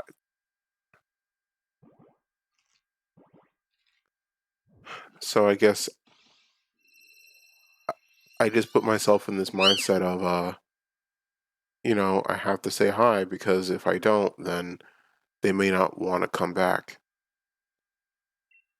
Because I feel like what really has opened my eyes to what Twitch is, some people genuinely, you know, go to small streamers to watch instead of just going to the more popular ones or their favorites.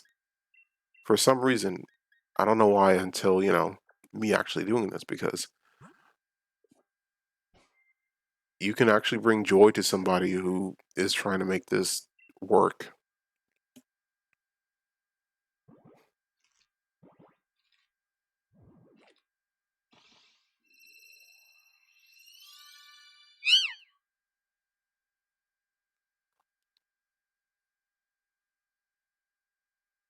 Like it's so tantalizing to say hi because I don't know, maybe it's like the feeling of doing something you're not supposed to.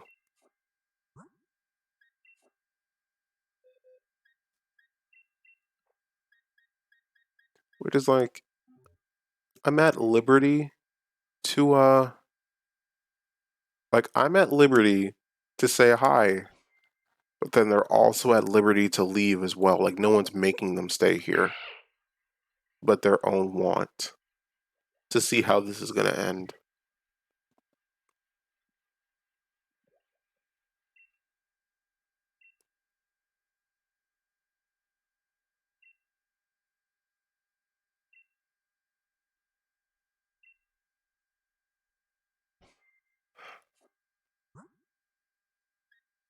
Now that I'm thinking about it, I'm going back to Pokemon because like it's the thing that's like, on my mind right now. The new Pokemon, like like the Sinnoh remakes, um, that was probably in development like for the last 2 or 3 years. Thinking about it, honestly, like that game was probably in development like in 2018, so it's almost ready. And I'm talking about the actual remakes, like Pokemon Shining Diamond, and the Pearl one. Oh my god, so stupid.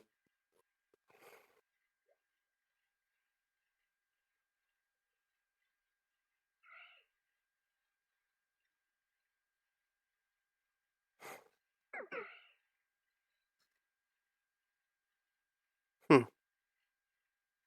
They're probably gonna bring back HMs and the way TMs used to be. Well, they might do the whole quality of life thing and like make TMs reusable in that game, you know. And thinking about it, I might buy the physical copy because as I think about it, my need to want to experience, you know, you know, the game oversees my actual feelings about it.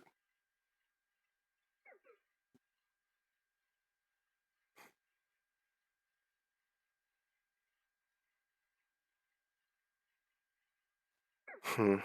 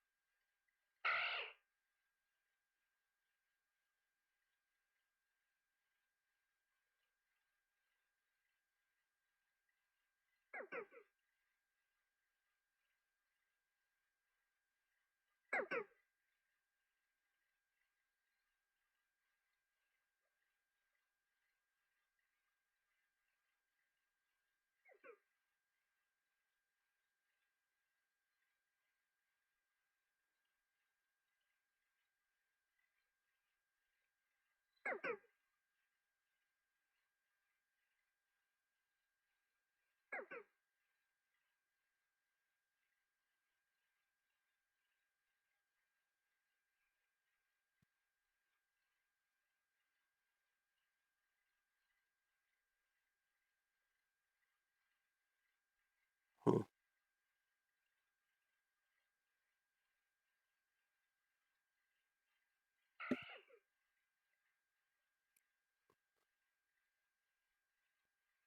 I forgot what I was saying. Oh yeah, Pokemon, the Pokemon remakes. Remakes. Oh my god, why do I keep putting an N? Remakes. I was wanting. I want to officially play a Sinnoh game, not use a ROM. And sure, there's never gonna be a game like Pokemon Diamond and Pearl and Platinum. So I feel like the closest thing to it would to be a remake. And honestly, I was really hoping that someday they would do it. But maybe once I can afford it and I know the game is genuine and real, I can play it, like really play it, and stream it for you guys. Once I figure out how to stream like on an actual 2DS, because that's what I have, a 2DS. Probably a very specific software that I have to use, which is no big thing. But it's like, bro, you could just save money and just, not buy a shitty game. But it's like, dude, I'm a very emotional person. I get super attached to things real quick. Like, even if there's another part of me that doesn't like it, I'm just invested in it because it makes me feel good.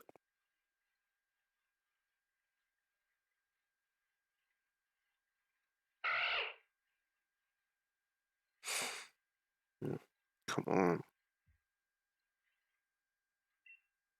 That's another thing, too.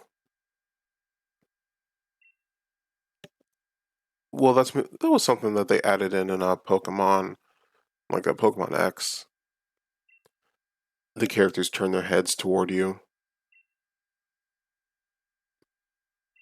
which is nice.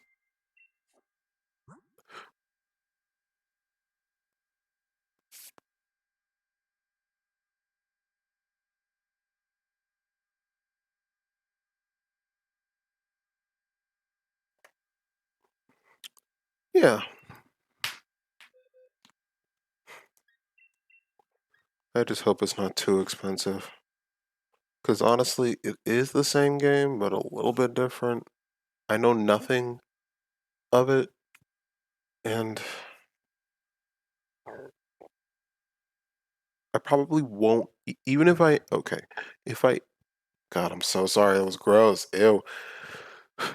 If I am gonna buy this game, I'm not gonna download it because I don't have enough space on my Switch. I probably am going to buy a physical copy because I do want to see what they do for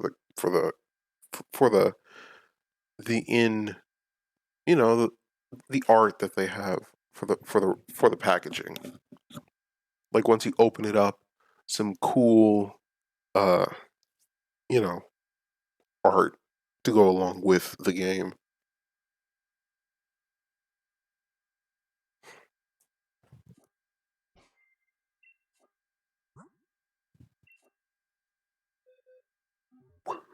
Three more.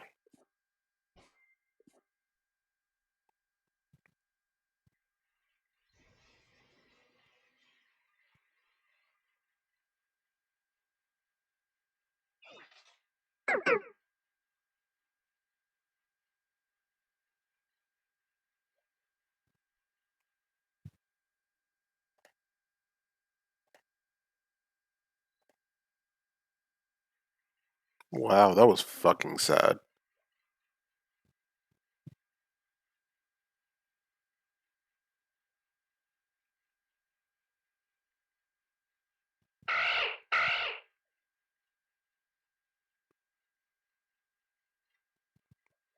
I kind of hate that argument that if you were to make a sentient being that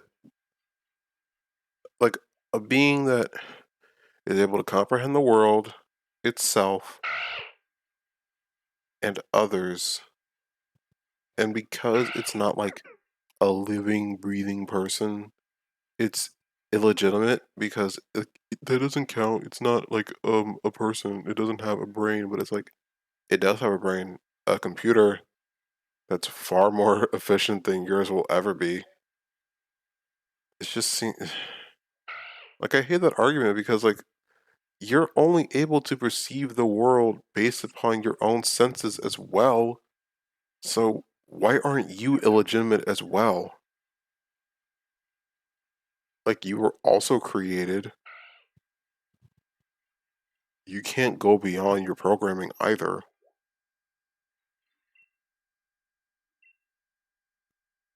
And if a robot isn't able to, have feelings, it's because they weren't programs to have feelings. If a if a robot is evil, it was programmed to be evil.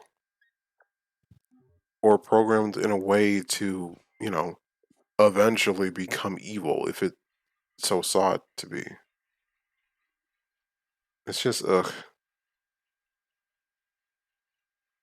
I don't know. Like that that narrow-mindedness is so unappealing to me. Like robots are inferior because they're not real. But, if they do possess human emotions, then it's like, dude, I feel like the thing is, like the argument is, but it's a replication. I guess that would be the fine line. Is it spontaneously made on the spot that second, like our emotions are, or is it just rehearsing what it's already been programmed to? But it's like, well, we only feel pain because we're pre-programmed to feel pain or to laugh based on our own preconceived, humor. It just seems so hypocritical.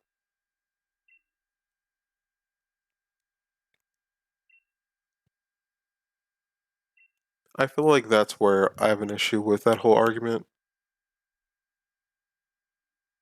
Like, you hold yourself so highly, and for what? What have you done to warrant this arrogance?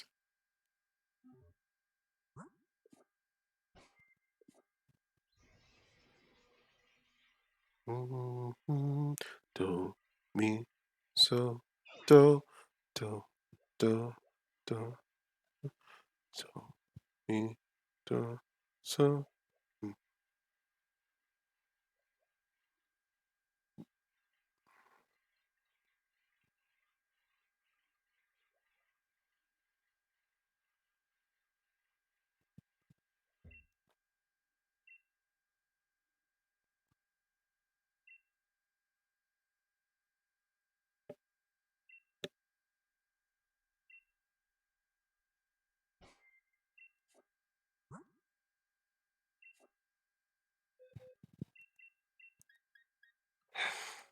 Mm.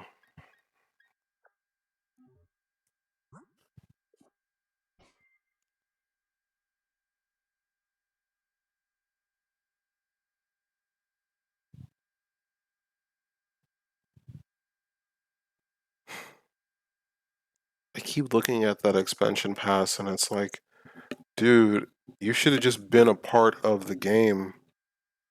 Like, I'm gonna look up the price real quick for that expansion pack. Ain't no way.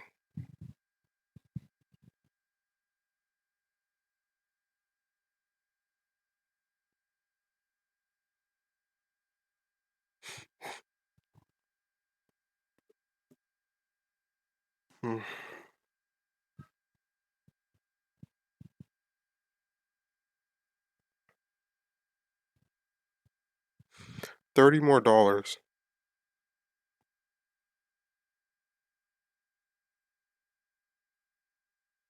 30 more dollars. Well, 29.99, but still, 30 more dollars to fucking experience, you know, the epilogue of the game. So in all, you have spent $90. $90 on a Pokemon game that doesn't feel worth it. Like they should have just did that anyway. Like that's the true after game. Like the app. Like, that is the epilogue. That was the epilogue. Hold on.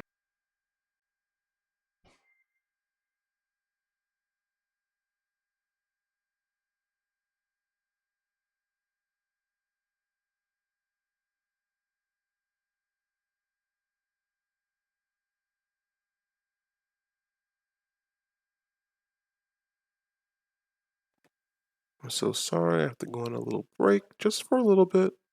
Might take another one later on down the road, but I'll have to put a pin in the whole expansion pass thing. So going back, just gonna go on do my own little thing.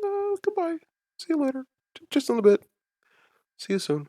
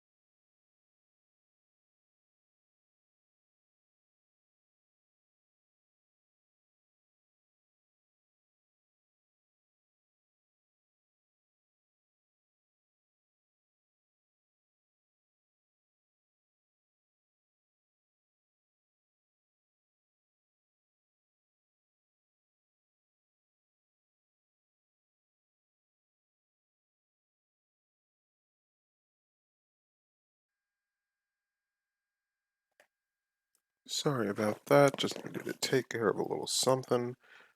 Now we should go off pretty smoothly. So yeah, that expansion pass.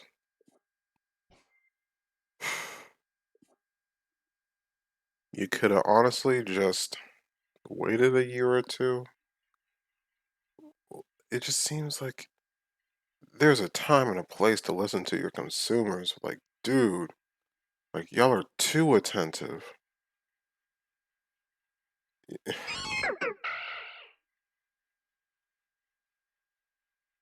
mean, yeah, be aware of your own shortcomings, but don't don't fully cater yourself to somebody like that. Even if it is just a couple, yeah, it might be a couple 100,000 people. Overall, you make millions of sales. You could live to go without them. And I don't know if they're afraid of the way video games are, changing or whatever. They can't really adjust to it properly. But dude, come on.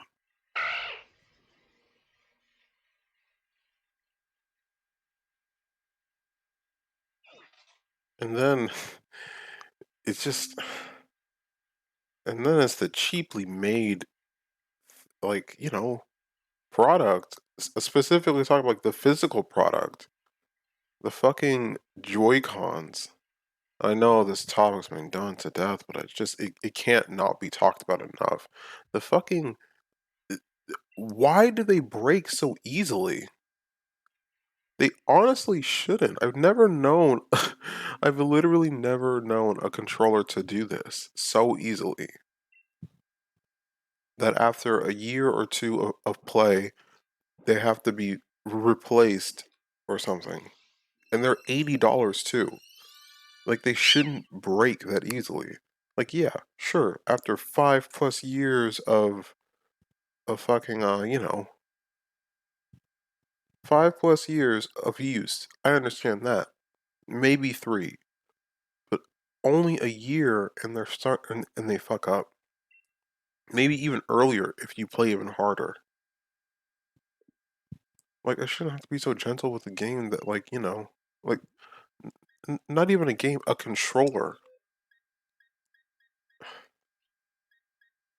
I've never heard of this before until Joy-Con because it's specifically, geared towards this, controller. Nothing else like it. Like I still have a 3DX, like a 3 I still have an Xbox 360 controller and it's like 10 plus years old and it still works just fine. And like I feel like a lot of streamers are starting to realize that too because they start to use that controller for games like Fortnite or some bullshit.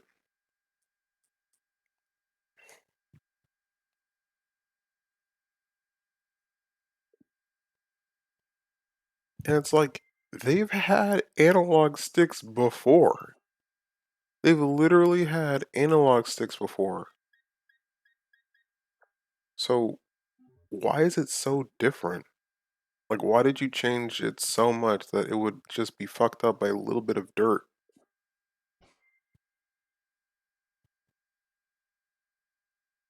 Like why is there a fucking like whenever I make a movement on the joystick, why is there some sort of weird vacuum of air that's being pulled in and making it dusty? Like the covering, it should be that the covering protects it from the dust. But like, yeah, that's part of the issue. But it's like, no, I'm actually grinding it to dust and it being less responsive because of that. Maybe it's because it's so small or whatever. I don't know. No, no name, no name for you.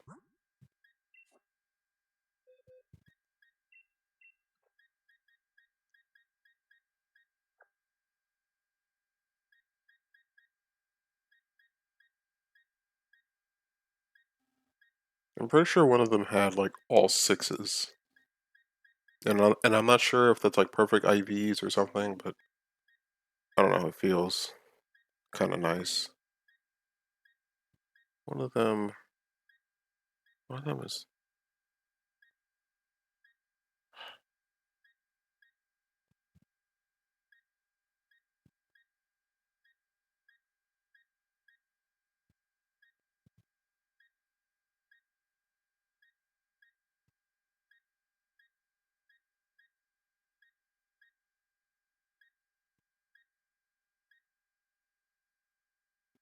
hmm, this is the one.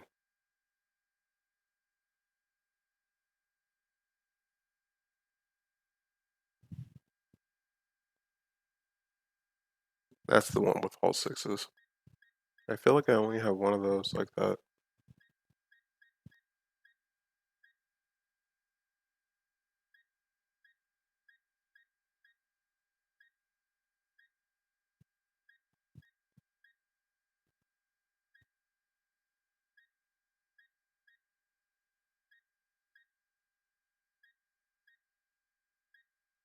Nope, got another one too. Opposite corners. And the same ability too.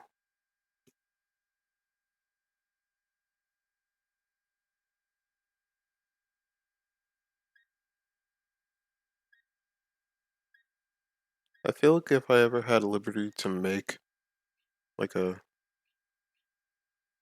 make a Pokemon like gym, it would be Dark type because that's the one that's so underutilized based upon stupid like personal practices. Like Dark type is the evil type, but we can't have that in our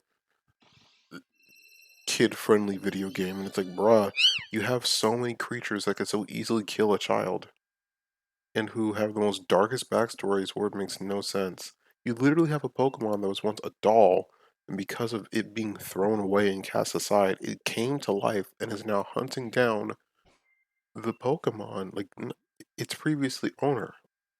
It became so angry that it came to life and is now trying to hurt the person that abandoned it. In what way is that kid friendly?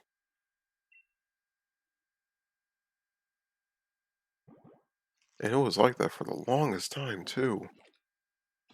Like sure, in Gen 3 there was you know, in Gen 3, okay, in Gen 3 there was, uh an Elite 4 member, but that's as far as we've ever gotten. And then we come to this generation, the Galar region, we finally have a gym who's utilizing, well, an official gym leader who uses dark type Pokemon. And his battle is so underwhelming. Like his entire thing is that he utilizes music. Like like he's a rock star and he's pretty good at it, apparently. But we can't, you know, appreciate his music because they still don't have voice actors, even though they could afford it. And it's so weird because so many other popular video game companies utilize voice acting, except for Game Freak when it comes to Pokemon. Nintendo does it for, they've done it for Mario, uh, Mario and Zelda, one of the main, franchises. When it comes to Pokemon, they treat it so special. Like it's like you just can't. You won't. We won't. Like, dude, come on.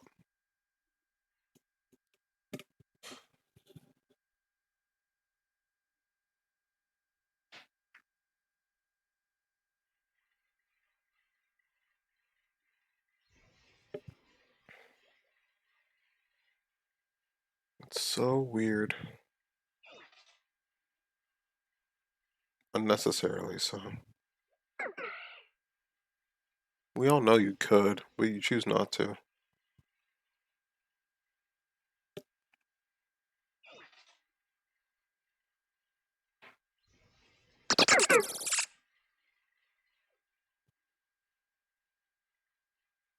Hmm.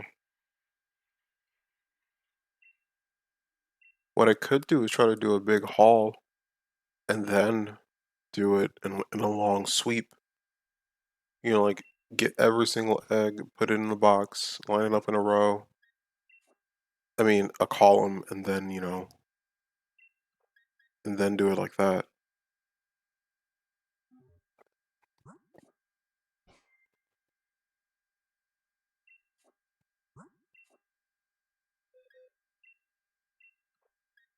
I'll just do it like that for now.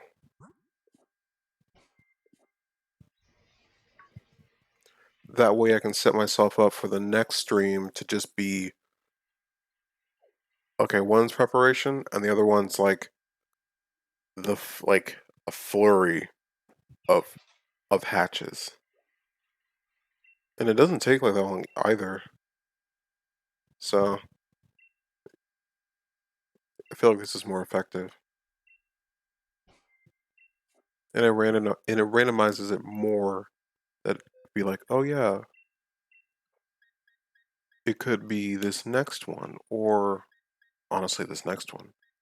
Or either one of these three. But either way, I'm just gonna switch up my style.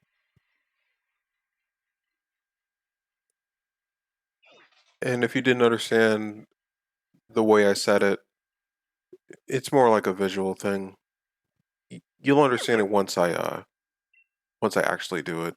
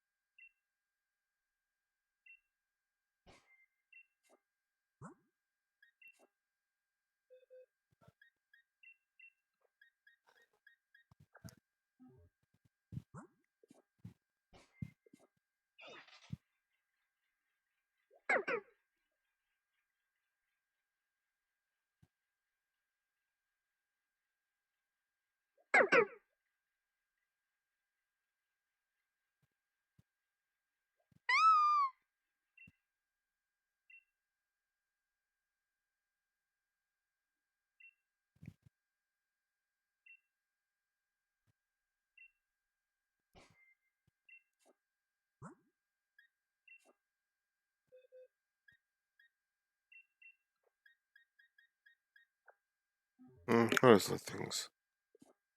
Do do do do.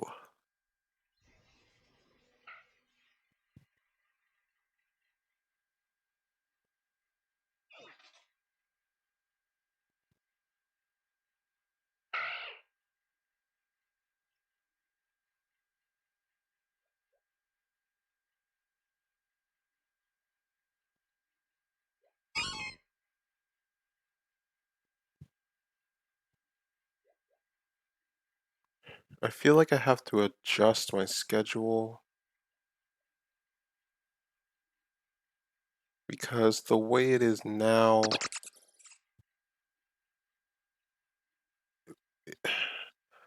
the way I have my schedule set up now, it's like I'm trying to appeal to people who have finished their day off, who've who've who have had a long day, who just got home, doing their like taking a shower, eating their food, and then picking what to watch to unwind. And like I'm trying to appeal to that, but like if you don't know, the time zone that I'm in is Eastern Standard Time. Right now it's 8:32 p.m. So this would be the time that people would sort of do that kind of Twitch watching. But it seems as though I don't have the popularity to do that. So I kind of feel like I have to stream earlier. So, and I should have changed this like last week, but I just had to see what would happen. Uh, Thinking about this. When like when I streamed Among Us on Saturday, I uh I had to adjust for the other person I was collabing with, which was like 12 o'clock my time, but like 6 theirs.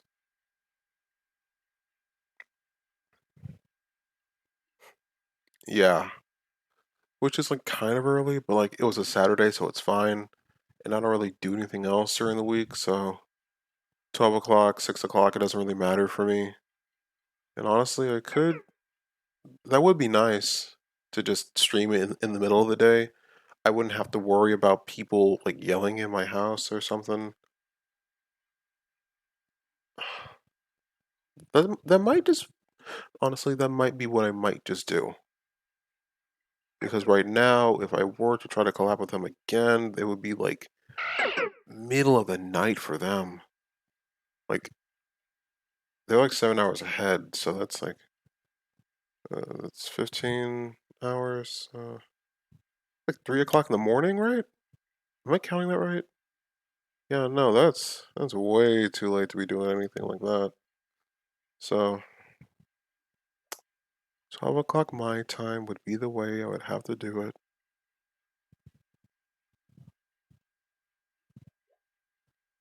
It's most.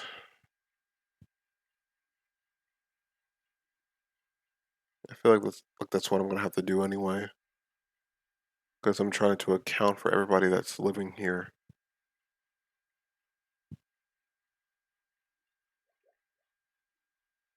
Oh, yeah. By this coming Wednesday, I'm gonna have to. Oh shit! I have to get the egg.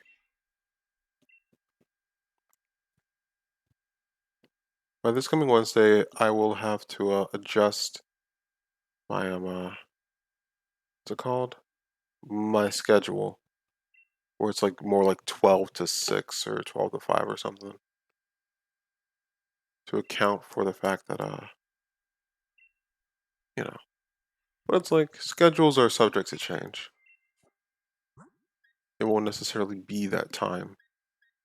But it's nice to keep people like to give a good idea of what's about to come.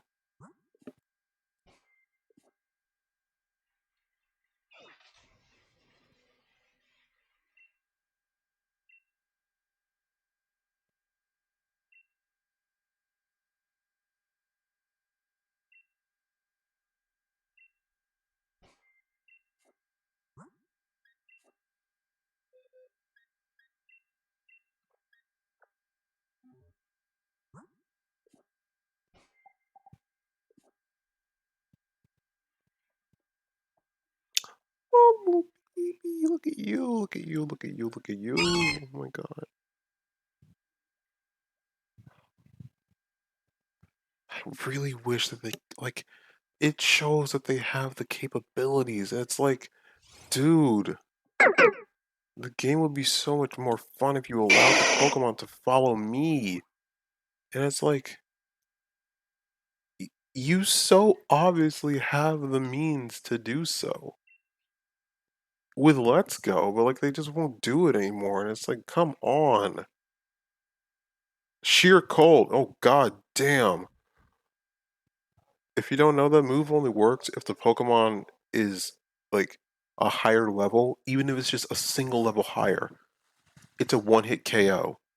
And it only hits a third of the time, but it's so deadly. So if you have 6 of those moves, like 6 power points, then you could hit 2 Pokemon on, you know, the team you're battling against. Like guaranteed if you have 6. Like 6 power points, 6 chances to use that move. Highly unlikely if it's 5, like 5 times or 6 times in a row, but like it could happen. So don't bet against that.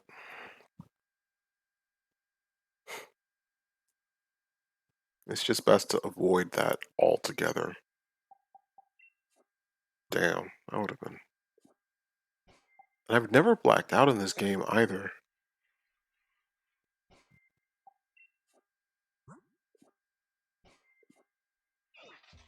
So I don't know what that would look like for me. No.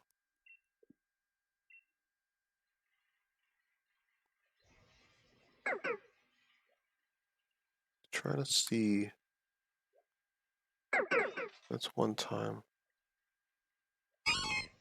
This is twice.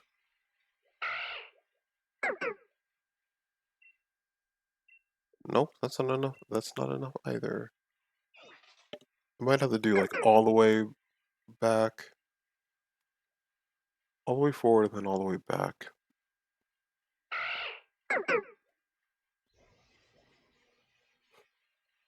You have the capabilities, but you just choose not to. You did that for Let's Go.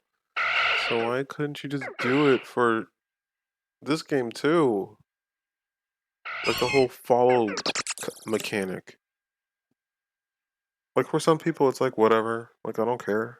But it's like, dude.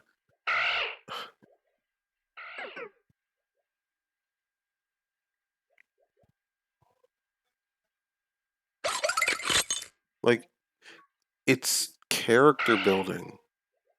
Like it makes it so that like the Pokemon like has its own personality. And sure, that's just like, well, if it's the same animation, then it's not very individual now, is it? And you're right. That person would be right. It's not, but sorry. It's the beginning of something good. Like I would like to see Pokemon Natures be something other than a battle mechanic. Like I would actually like to see my lonely Shelder or my jolly Growlithe or whatever combination. Show me the emotions of the Pokemon that I'm training. Like stop letting this be a battle simulator and let it be like a true RPG. I feel like like in my previous stream, like last Monday, I touched on this, more like dug my entire hand into the pot, really. But yeah, Pokemon to me doesn't feel like a role playing game, but more like a battle simulator, where it's just here are these situations. Now, forge your way through.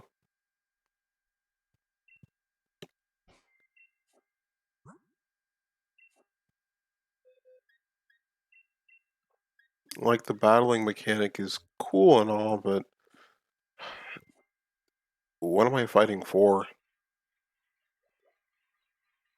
Like there's not much choice in the matter. Like I am the hero. I am the one who will become champion. It's predetermined. And when I lose, there's no real backlash to it because I'm always sent to the point I was before. Like there's no stakes.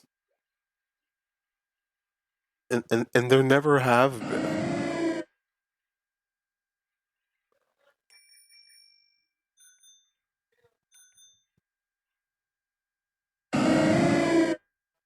I love that sound. I used to have a Noctowl.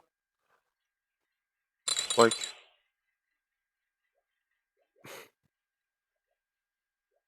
it doesn't feel like why should I care? Like sure the Pokemon are cute and whatever. or interesting to look at, but beyond that, there's nothing there.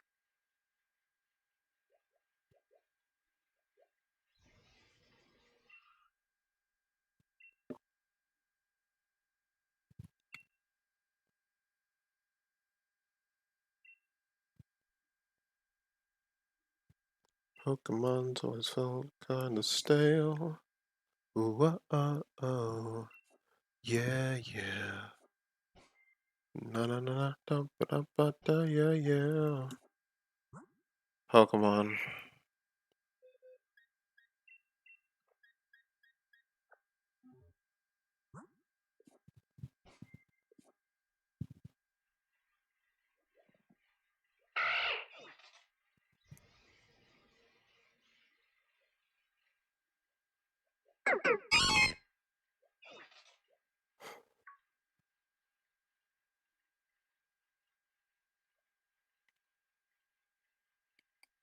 Yeah. Back on the whole no stakes thing, like, whenever you lose a battle, there's no stakes because, like, oh, it's okay, you'll get them next time, but it's like, what if I keep losing though?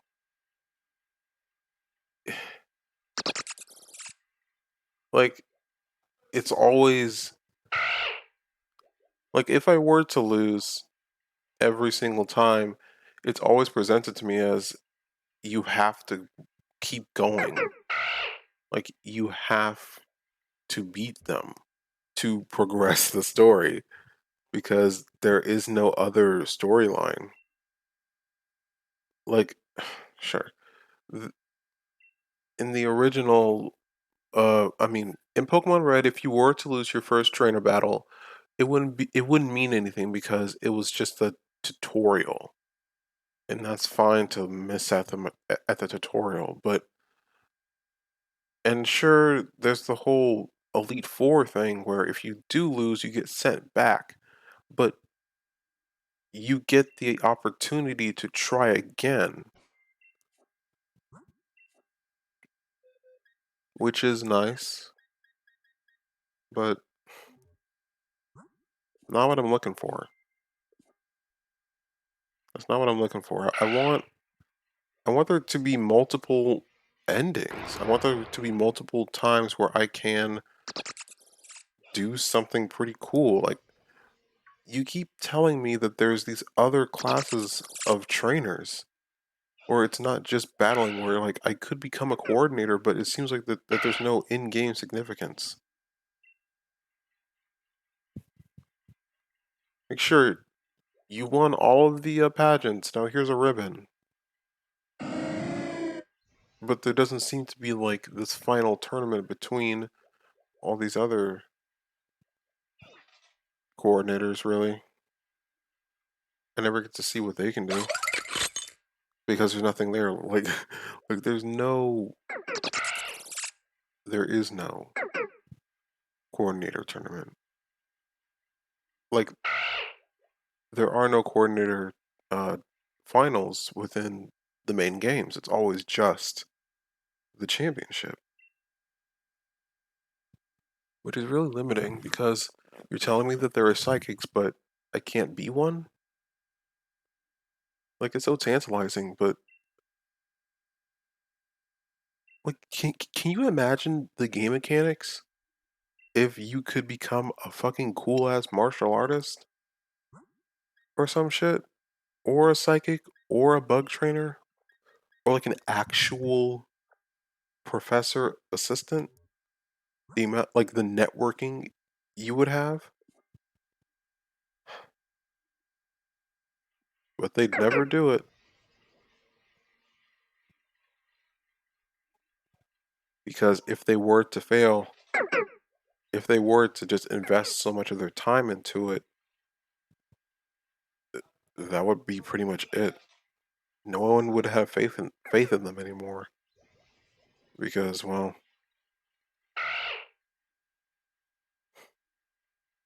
you failed big time, so why should I trust you now?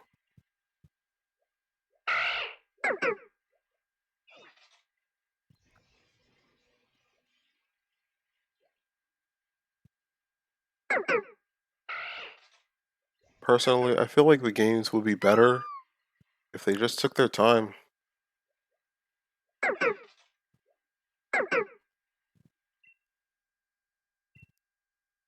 Like, okay, the person who's complaining about something not being ready is complaining. And while it would be easy to cave and give them something half finished, it's not good for you as a creator. And it feels like nobody takes themselves seriously, like at all. It's always ironic. It's never genuine. It's just, oh yeah, haha, cool, whatever. To move on to the next thing. To shit, to shove out. Like it's not fun. It doesn't sound fun to do at all. And yeah, that's work, but that's what it's like having a career. You do something that you're good at for a really long time until you can't. But I don't know. Not really appealing to me.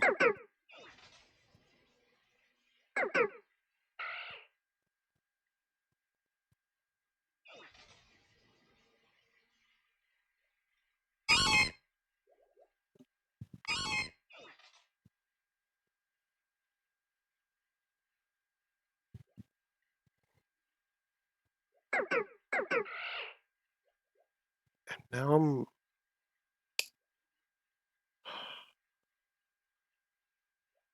I should really think to myself, for a game like this, look into my eyes. Hold on, wait.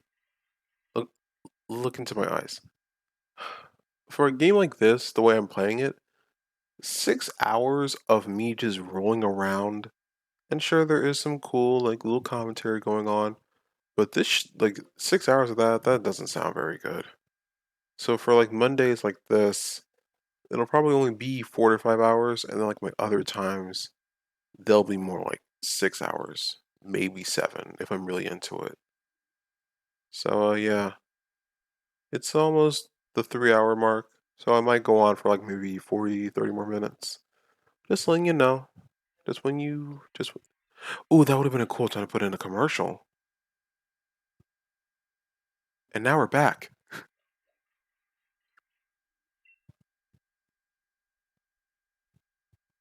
That was the most ooh, that was the most disgusting thing ever. This would have been a cool place to put a commercial, and then it's immediately a fucking commercial. Yeah, I like to break the meta.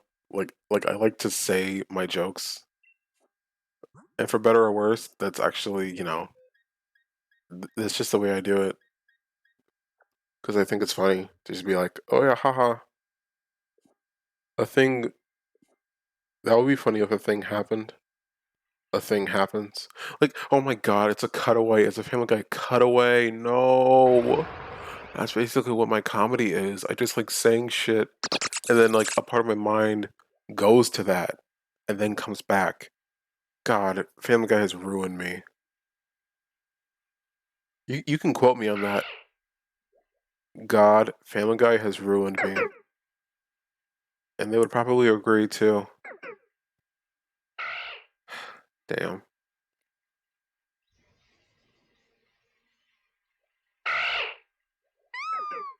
Yeah, I should change that.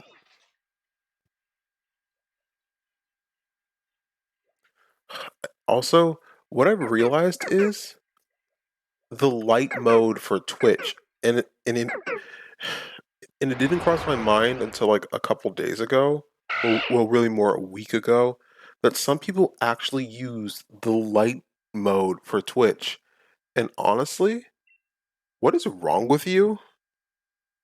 Do you are you a masochist? Do you enjoy pain? Because I just can't imagine watching a screen that's so fucking bright white all the time for fucking hours on end. In what way does that feel good?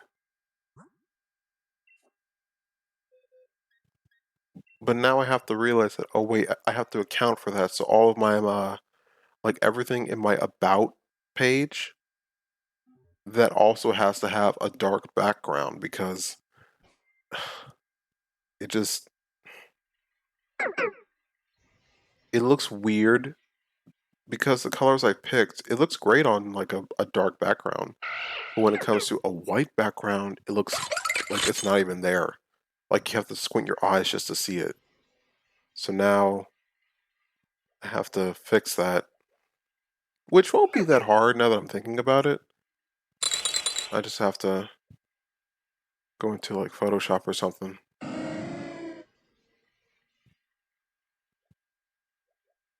Basically, what I have to do is just change the numbers, add in a background of the same color for dark mode, and just be like, okay, cool, we're done.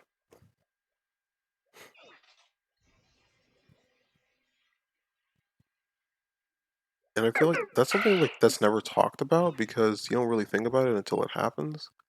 But if you are another Twitch streamer that's watching this, make sure that your visuals look good regardless of the coloring that's behind it.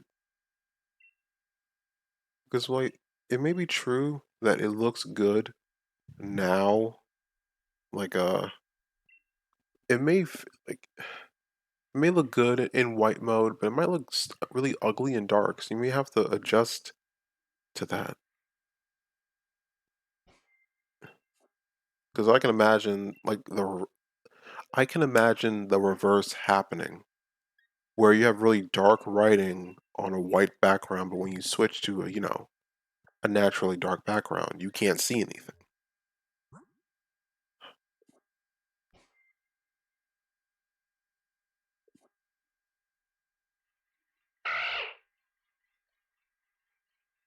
Because like yeah, even the background might stick out, but at least you keep the kind of brand you want, like the colors you want, because you invested so much time into it. I don't even know why I switched that kind of talk. Like, like that's not even southern. That's more western.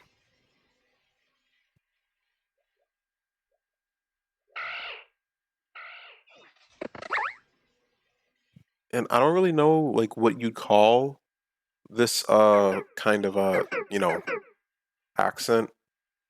Like yeah, people would say American, but you know, like what kind of American? Chicagan. Chicagoan is not even a real fucking accent apparently.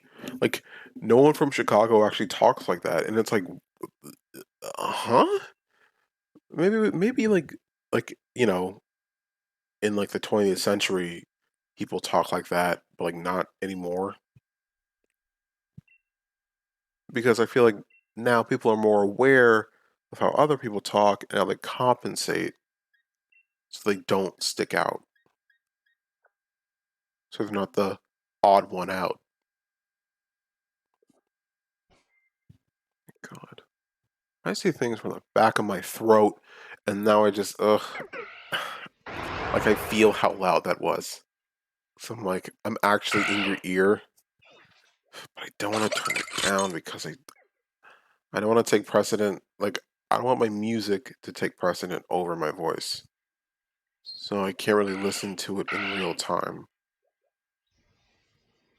But it's a fine. It's whatever. I'll figure it out.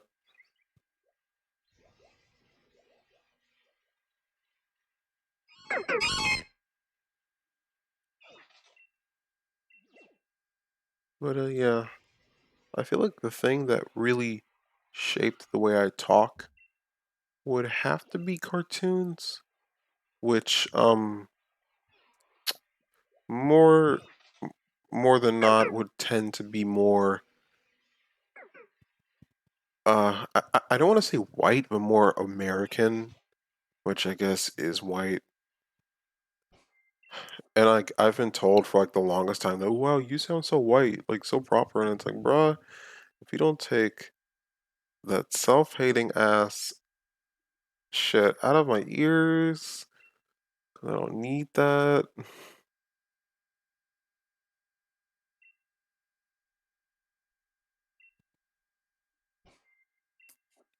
But it's like, no, I don't think maybe what I took in, because I do remember watching a lot of cartoons, mainly like PBS and like Cartoon Network, Nickelodeon, Disney Channel, but mainly PBS I remember watching. Maybe I just mimicked kind of that kind of succinct uh way of speaking, like very uh not syncopated but very exact. Like what sounds I'm making, there's no uh like no like no real flavor to it. It like the sounds I'm making are the sounds I'm making. There's no if I mean to say hand, like HAND, I will go huh eh like and or something like that. Or like and or something like some sort of English accent or something.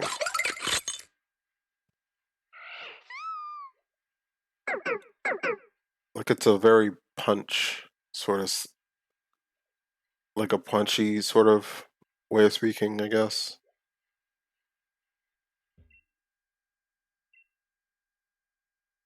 And it does not help that I throw in like likes and I guess and ums into it because some people would just, you know, stop talking and then say what they're gonna say. But no, there's like a whole like a whole thing of just going and yeah sort of thing going on with this kind of English because because some languages are so fluid that they just sound so fluid like it's so preconceived like they knew what they were going to say before they're saying it.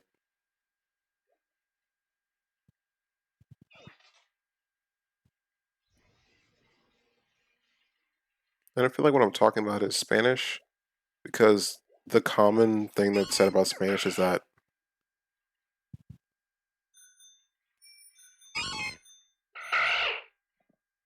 the Spanish speakers speak fast, which is like that's a very very true statement. Spanish does sound really fast, and I don't know the reason why. It just is like that. I kind of feel like that's why I can't really speak Spanish very well. It's not so much of you know, how do I say this? It's not so much of what's the word I'm looking for?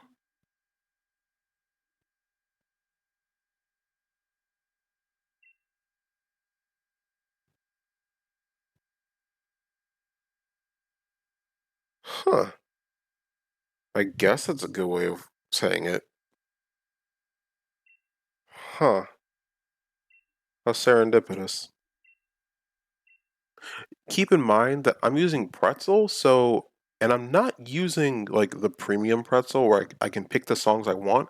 All these songs that you've been listening to, like every single one from like my first stream ever, they're all at random. So kind of cool how it's just lining up like that.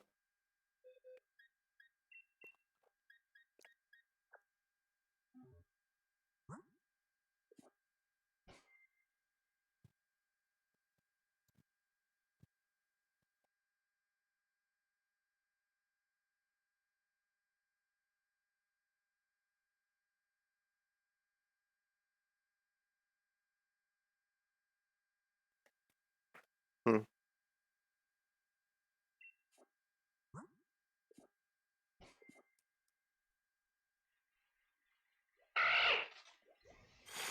Hmm.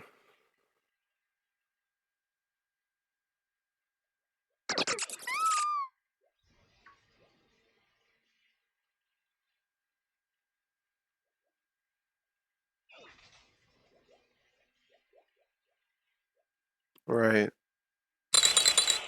Huh. I guess that is a part of it. Like I'm trying so hard to put a thought together that I don't let myself just speak.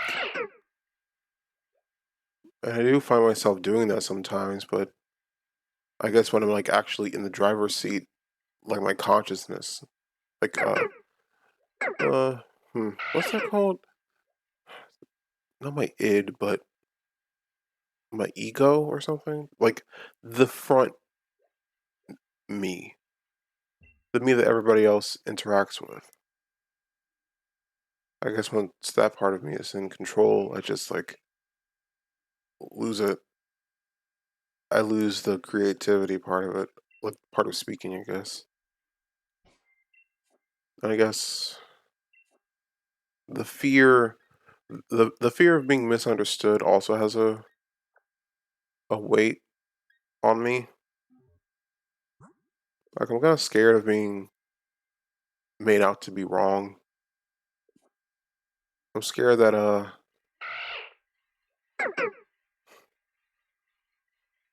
I guess I'm scared of being made fun of looking silly for being wrong.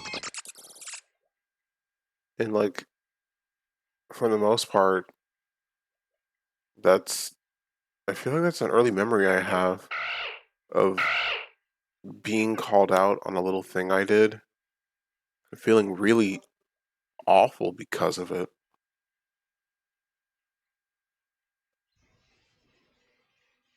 Like feeling really on the spot and hot and really sweaty and shit and just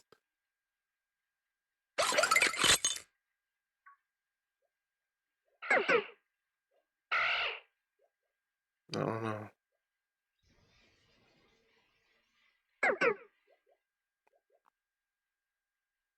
Hmm.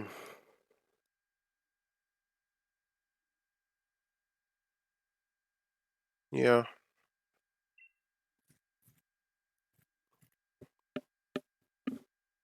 I guess what I want from this schedule to do is to build up different little parts of my audience that those who want to see me do something they like on a specific day, they can just come then and not really care about my other content. But I guess what I really want from my viewers overall is that they will like me and that no matter what I make, within reason, that they'll like it. And like I know I'm still and I know I'm still like only a week in really. Like I started like last week, honestly. I started on like the last week of February 2021. It's just I want so much to happen so quickly, but I guess I just have to adjust to it. Like I have to slowly adjust to it or else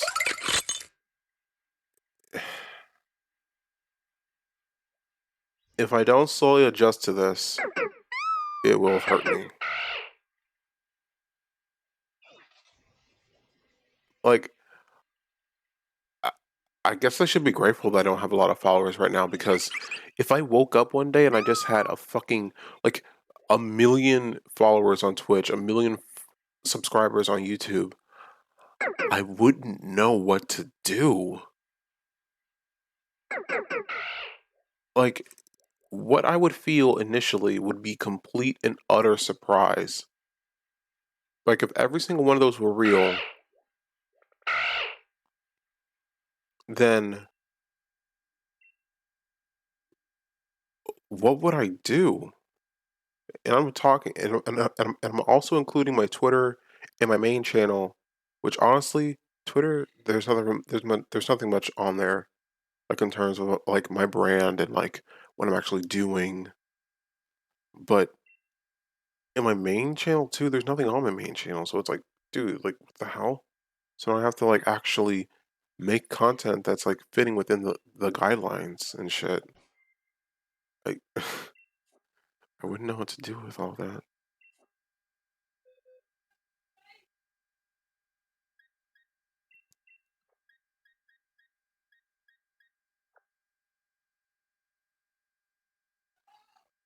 I like. That's the thing.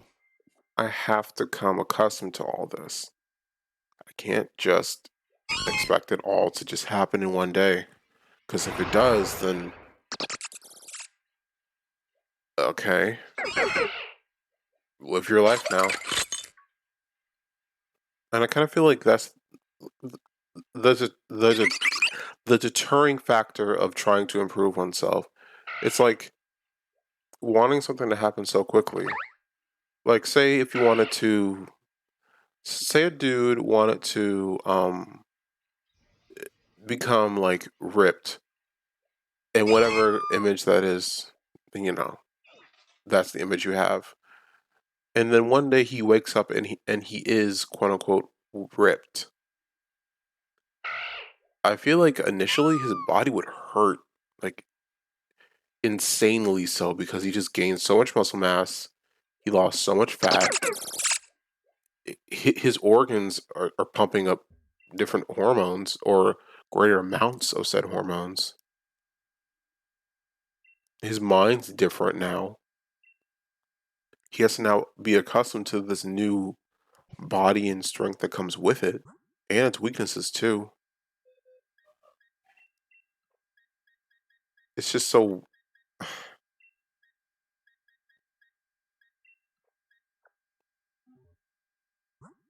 he has to adjust to so much and like so quickly, and he never expected that to happen to him either. And I don't know the ins and outs. What would that actually entail to just be something one day? And it doesn't have to be bodybuilding or something like that. It could be like a job, you know, a job position. Like, okay, cool. You wake up one day and you're the owner and you are the owner of your own business. Doesn't matter what.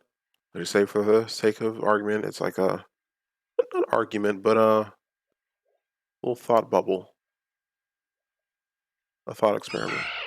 Uh, let us say you make cupcakes. Like that's your new business now. You make cupcakes now. But it's like it's just thrust upon you. You have no idea how to make fucking cupcakes. You don't you don't know how to run a business. You don't know like the taxes that are involved with the loans that you would supposedly have to pay now. You don't know any of that. You just have it now.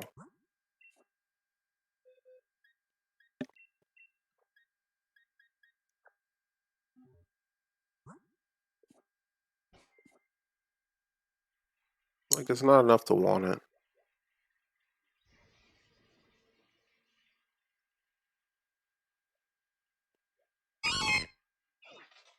Like it's not about like this kind of boomer talk, but you also have to earn it too. But it's like no, you have to actually become accustomed to it, and you get that through working. Yes, but it's not just about earning your keep. It's about actually getting used to the new gains you've gotten.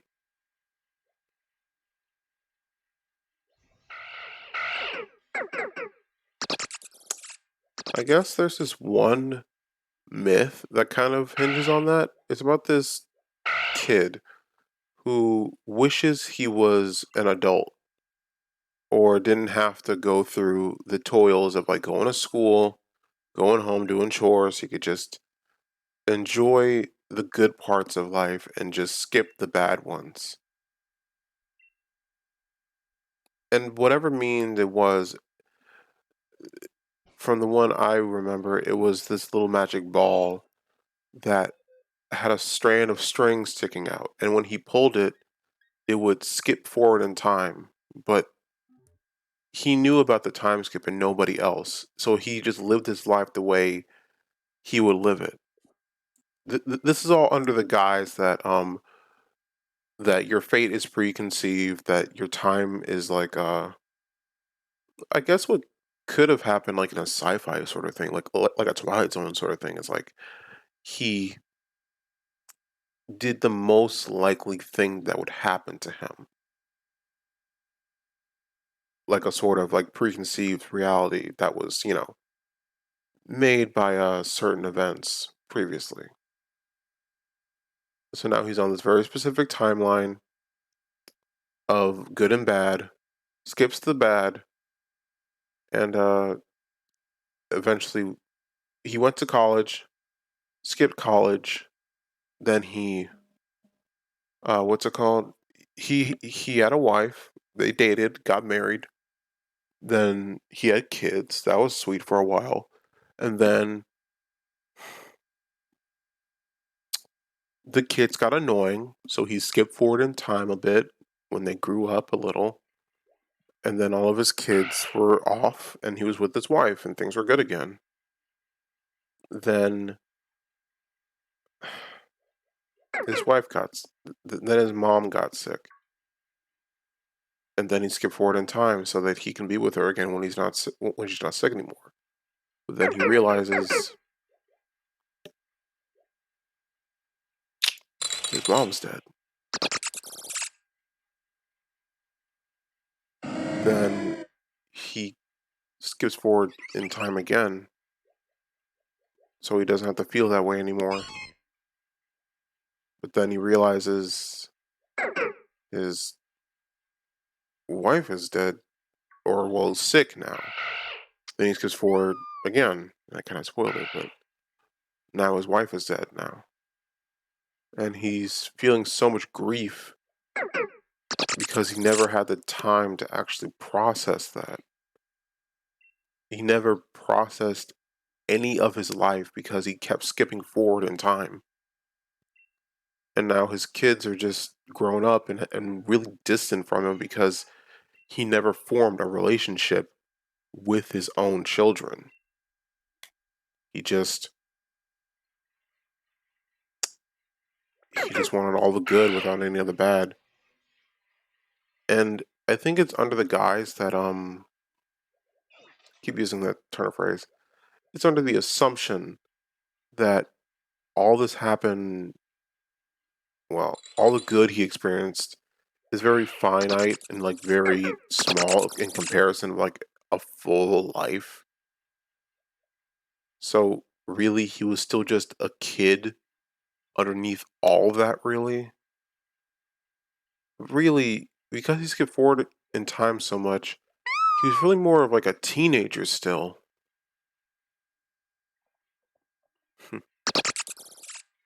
Honest, like that was really what he was, a teenager.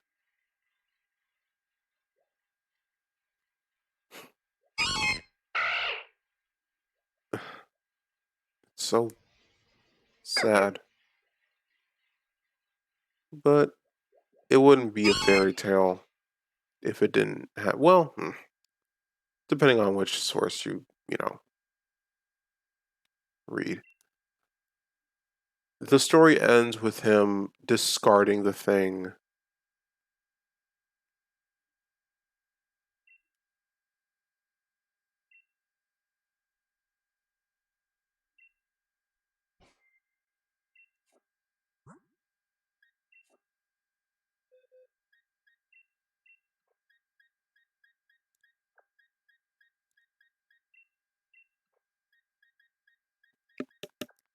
Yeah, the story ends with the kid discarding the ball, like not discarding, but like intentionally breaking the ball to return to the time where he was at when he first got it.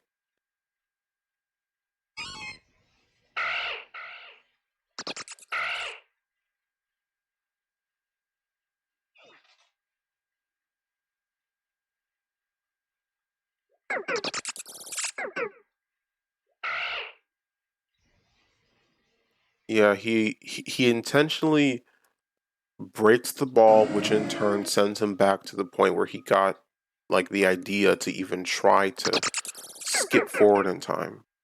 So basically, before he even got the ball, and he just realizes all of this with all this wisdom, he just goes about his day, taking in all the bad and enjoying the good and just learning from all of it, like actually growing up.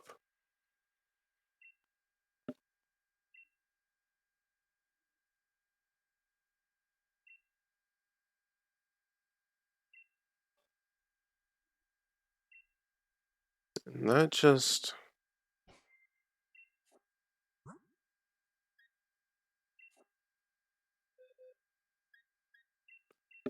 and if you find this story to be very familiar, I had first heard of this through like what's it called? The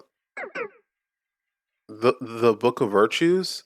It was this after school special kind of thing where these two kids, I forget their names, but like one was a boy, the other one was a girl. They would go about their life and learn parables from this book.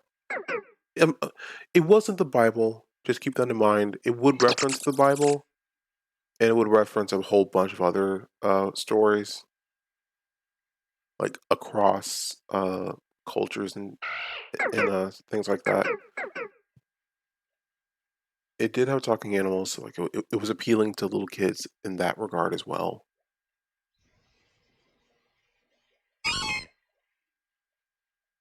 But yeah, that's how I heard of it, and I felt really scared by that one, mainly because of the fact that like he had experienced death so abruptly. Like honestly, he had only really experienced life like his entire life within like a decade, really. Like all the major points he had experienced. And it's not and it's sort of weird to be understood if whether or not like that was his life or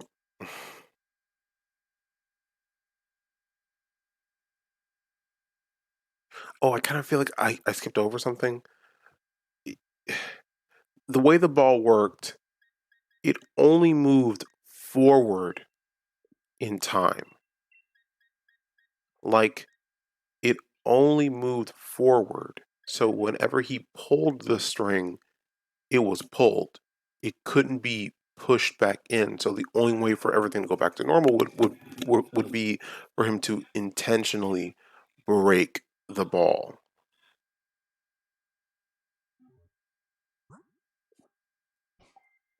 And which he did. So that worked out fine. But it was like it was a choice that he made, a choice that he couldn't undo besides like actually, discarding the entire timeline. Which, now that I think about it, that's probably what it literally was. His timeline that he was pulling,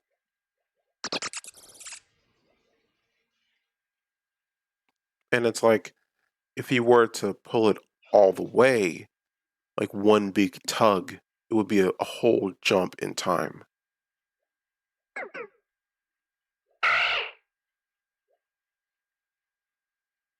So, like, he could be literally at the end of his rope and just drop dead and wouldn't even know it, which is like that means he could have experienced his own death and he was like what like maybe 20 years old mentally speaking.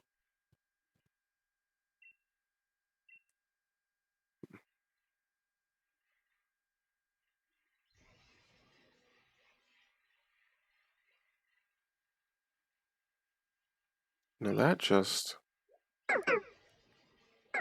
does not put me at ease.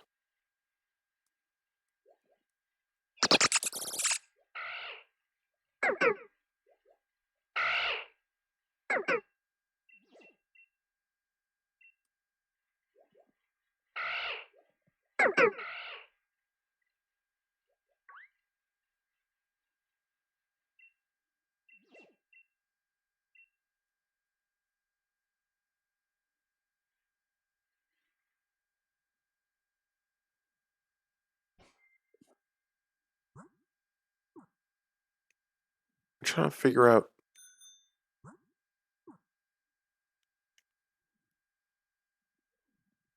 figure out how to get off the fucking bike.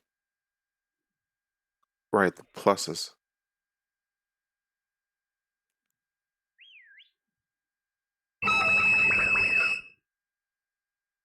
Oh, oh, teleport.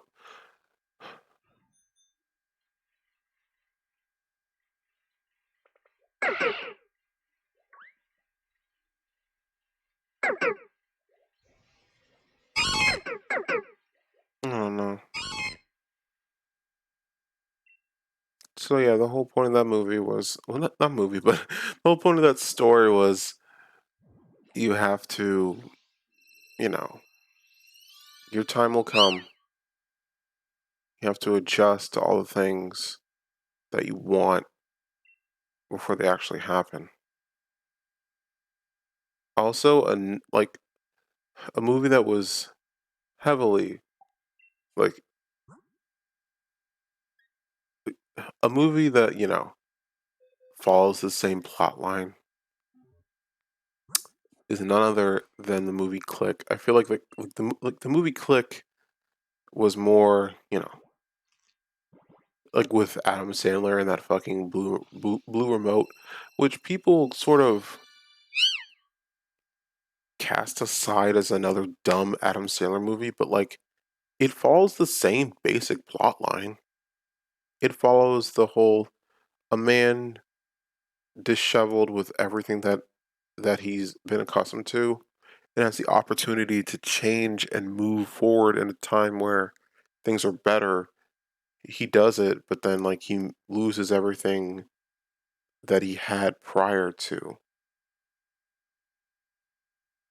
It's so it's so sweet, but people like shove it off as something really gross and vulgar because yeah, there are some very raunchy parts of the movie, but at its own end, it's still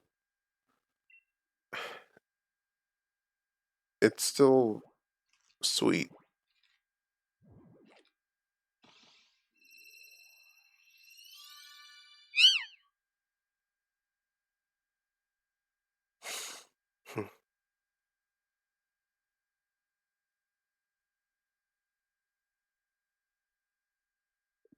It has been a while since I've watched Click, and I'm not really interested in watching a movie that I've already watched, especially one that makes me so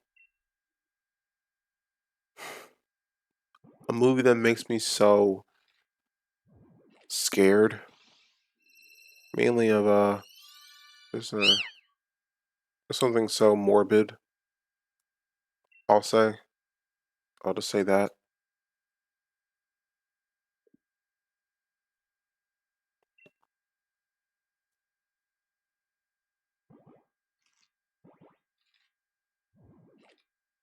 Yeah.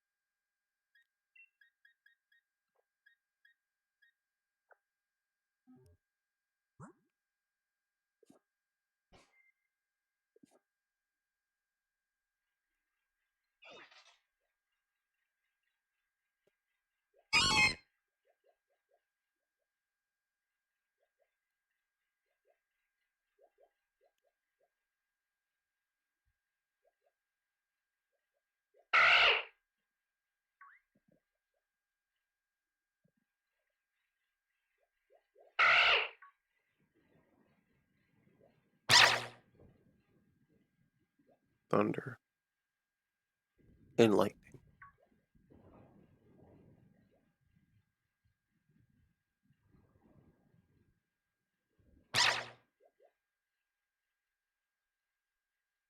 Dang, I just the storyline. The storyline can be kind of daunting. Not daunting, but leave something to be desired. But sometimes this game looks really pretty. It just it's got a good skeleton. I won't lie. When it really comes down to it, it looks really good.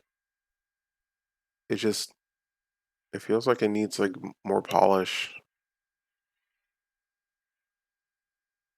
Like the grass is just kind of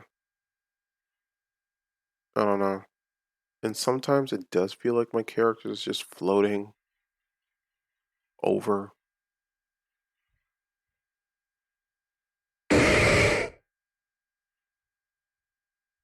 I kind of feel like his mouth should have been open when that happened.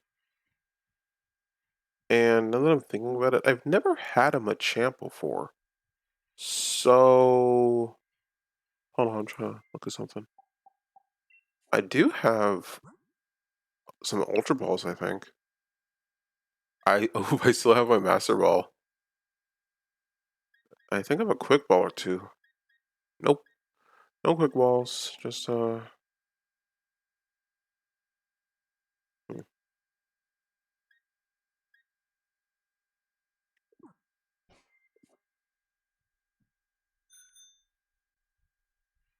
whatever. Let's try to catch it. Never had a Machamp before. Cause like it was that kind of Pokemon. It was that kind of Pokemon that you could only get through a trade, and I've never had I've never had like a system and a person at the same time to trade with. Huh. I might have seen this Pokemon in like Pokemon Sword with that fighting type gym. Damn. Some Pokemon just feel so much smaller than they actually are. I'm talking about Growlithe because is it supposed to be that big or tall? Like in comparison, like how tall is a Growlithe? I could see right now, but it might not be accurate. Use flamethrower, baby. Seismic toss, 60 hit points. That's not that bad. Let's look at my champ. Oh, Growlithe, really.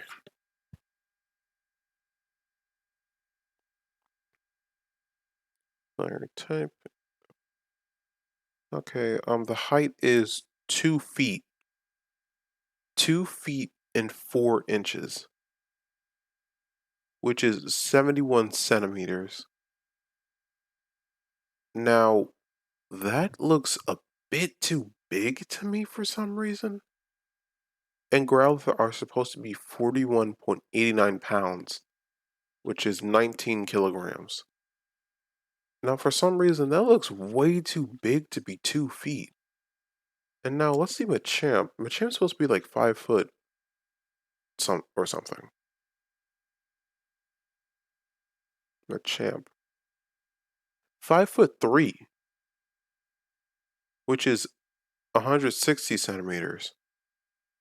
And it weighs 286.60 pounds, which is 130 kilograms. Like, that's a thing. That's another thing about Pokemon. Like, some of the Pokemon feel too big in battle or too small. I find that to be kind of like, come on.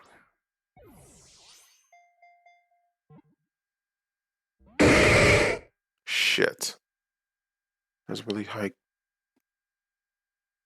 It has a really high catch rate, I think.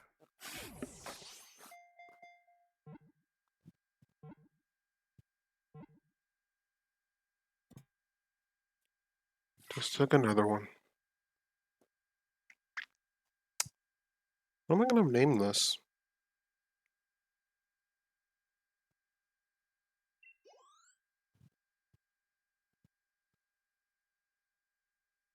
I'm gonna name this one Fox for the song that was on.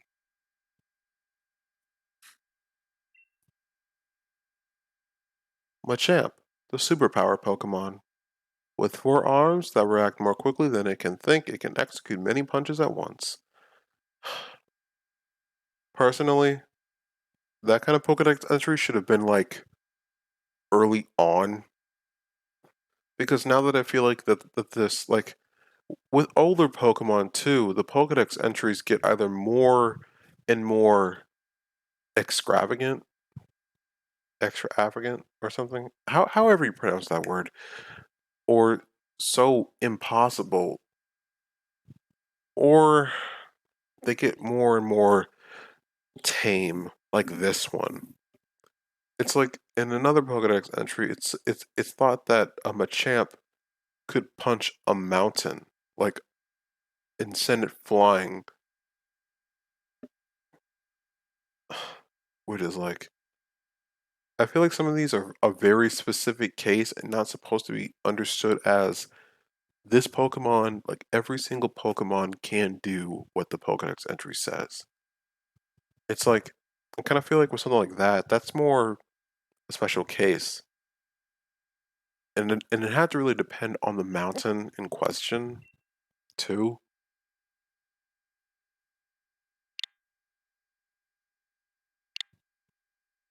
That's not what I wanted.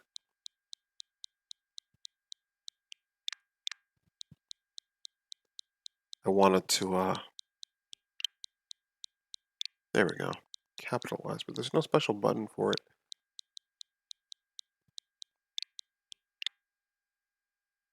Ah, just the keyboard. Fox. Let's see a summary of Fox. Hmm. Hmm.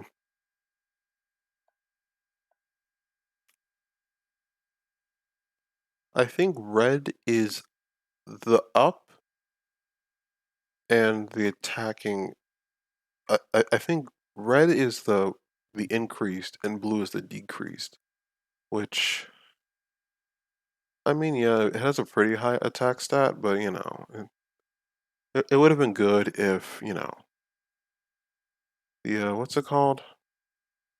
The defense was lower than the attack. Like you know what I mean? Like if if the increase and the decrease stat was switched. Like if it had like a higher attack than like a lower defense, you know. All fighting type moves, which is to be expected. What is cross type? Huh. We were in the we were in the one of the two outcomes where that move misses. Huh.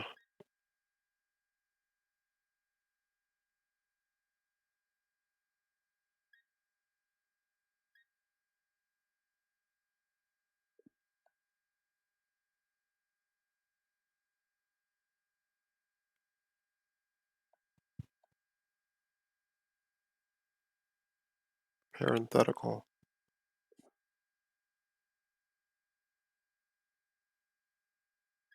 Send to a box. There we go.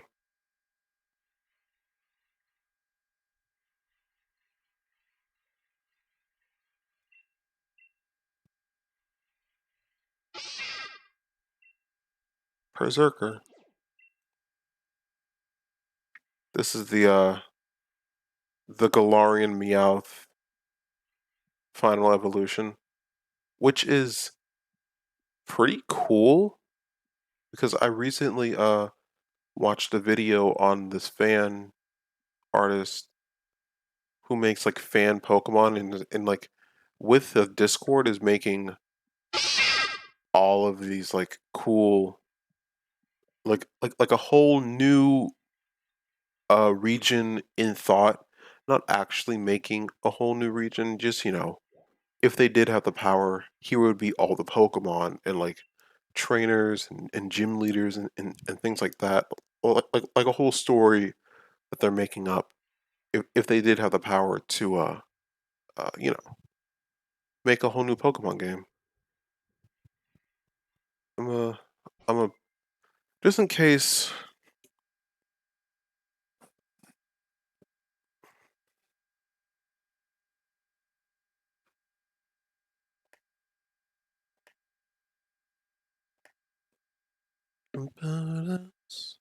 Oh, oh.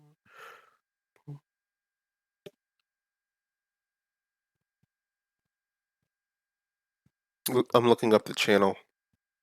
I literally watched it today, so it should be right here.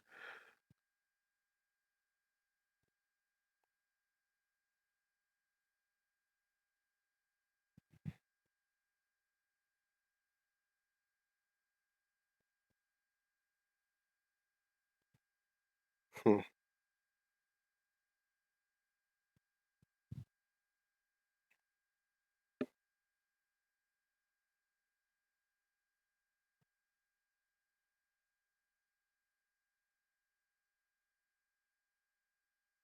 Right. Uh, the channel is called Subjectively, like straight up like that. And what they brought up is the whole regional variant thing is really cool, but like there's a very specific thing that happens, like to keep the theme of that this is that Pokemon. Dang, y'all show up a lot. Dang.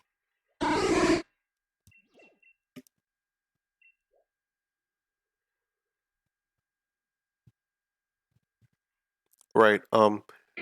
When it comes to regional variants, they tend to have the same pose as uh as their original variant. So with like a let's just say for like Diglett. Diglett has a regional variant in the Alola region, and they basically have the same exact pose. And it like makes it feel like, oh yeah, this is that Pokemon, but now here we are in a different region, and here it is now with a whole different feel to it. Like even though it is doing the same pose, it still is its own Pokemon. But with like Berserker, it's not like a like there is no Galarian Persian. It's like just like a Meowth, but like more Meowth, if that makes sense.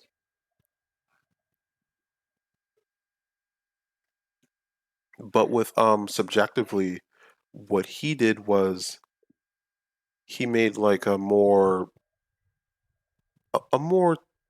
true to home Persian variant, which honestly is way cooler than the original Persian by far. And way more interesting than than the Alolan Persian, which is just a gray Persian with a blue gem instead of red. But the head is ovular for some reason. Like its face is an egg turned sideways instead of like vertical. It's so weird. Like in what were they hoping to achieve by doing that?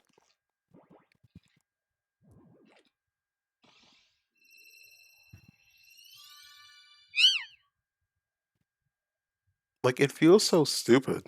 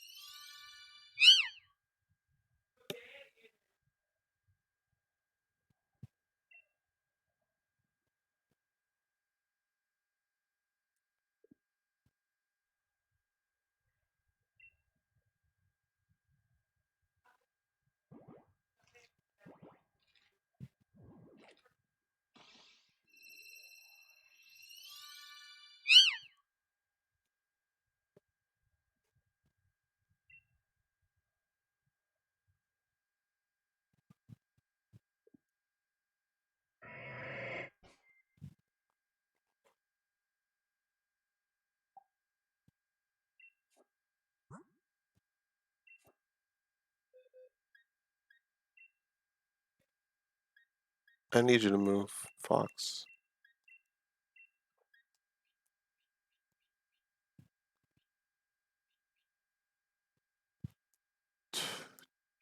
Don't want to skew this.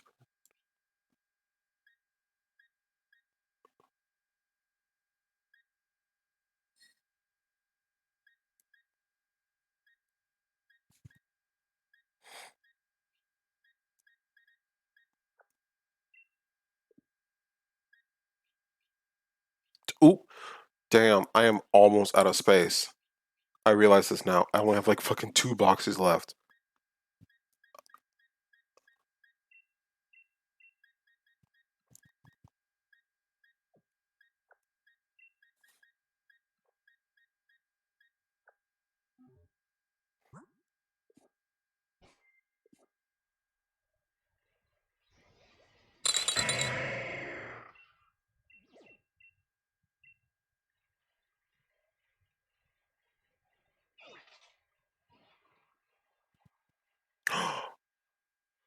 A Mantike. I've never had a Mantike. Like I don't know what gen it's from. It's probably from that's a Mantike and the other one was a Mantine. Like there's so many Pokemon that I've never had because I was always so focused on beating the game and having a most what's it called? Like a most effective team. So I never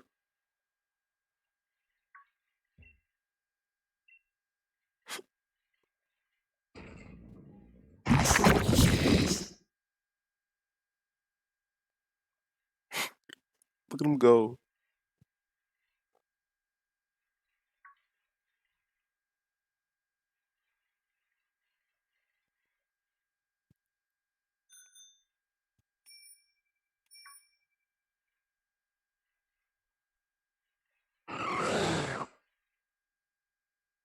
Wow. Those? Those are like pretty powerful Pokemon. I think they're called Glalie. Glalie. Like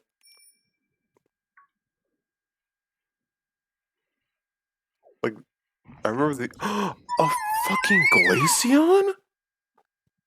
Holy shit. Like there's so many rare Pokemon just out in this game, just in the overworld. I've never noticed this.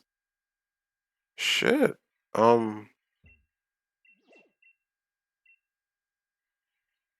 I forget what I was saying. I was just so confused of like seeing like so many Pokemon that are like exclusively like this Pokemon was only able to be gotten if you evolved like I think it's yeah, it's Eevee, but you have to have evolved it at a very specific place in the Sinnoh region, which was like a frost stone or something. Not a frost stone, but like a very cold stone that you had to level up with I think with a high happiness at that place,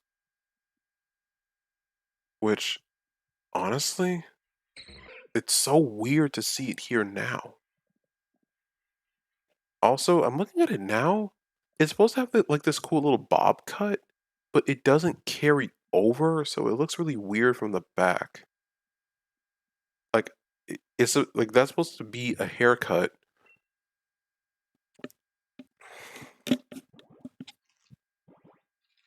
Like I don't know. But it's so weird to see a Pokemon like that because it's a very specific kind of evolution.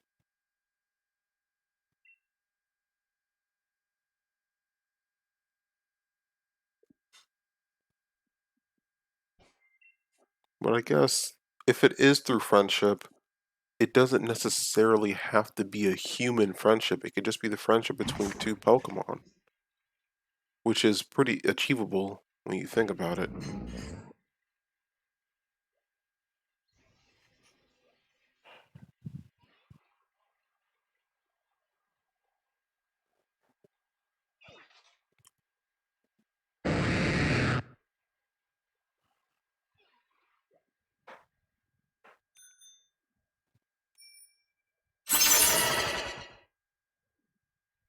Hmm. I feel like, well, not feel, it is. More intelligent Pokemon seem to not really give a shit about you. but Pokemon that are like less intelligent or just want to get in a fight or sometimes just genuinely interested in you,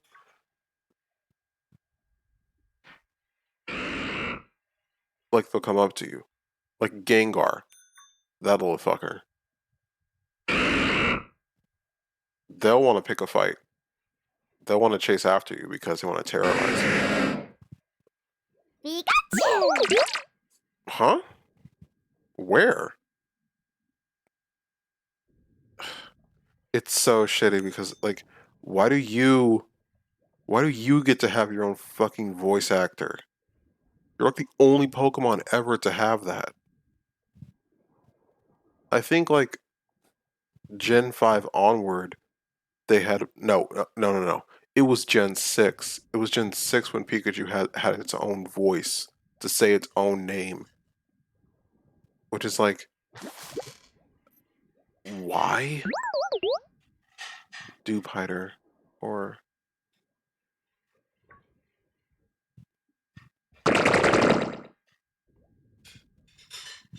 ooh, that's creepy. I like that.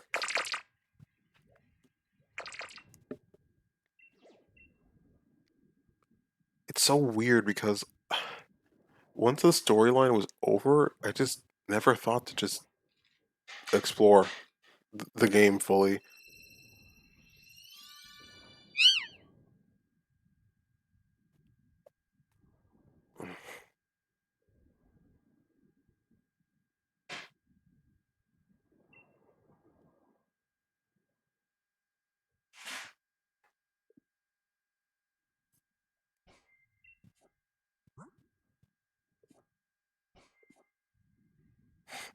Hmm,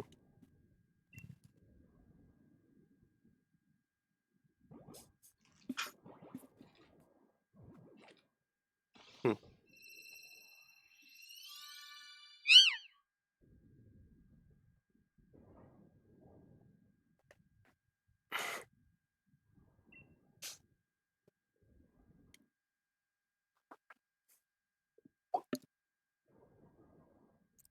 hmm.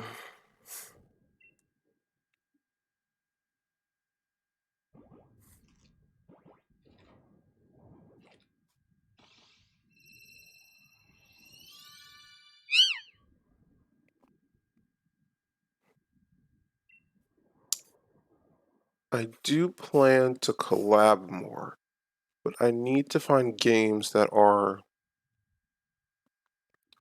I need to find games that are easy, like they don't cost much. They're free to play. They can easily be sort of entertaining, sort of like Cards Against Humanity. Like, well, that's an the card game's not free, but there's probably something out there where I could play Cards Against Humanity or some sort of, you know, contest of wits between people I'm playing.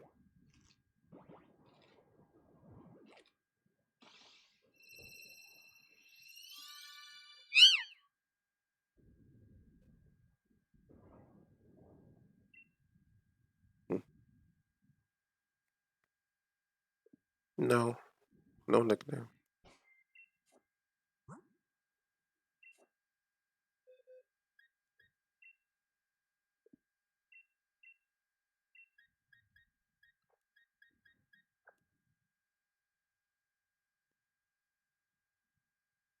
I don't think I've ever seen Pokemon like one of my Purrloins that had like all five or all four just yet.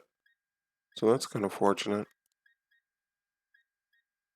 Which is weird too because maybe it's just as rare. Maybe all of the ones that I'm seeing now are like average, but the all six. I should really. It was 11, I think. Yeah, I should change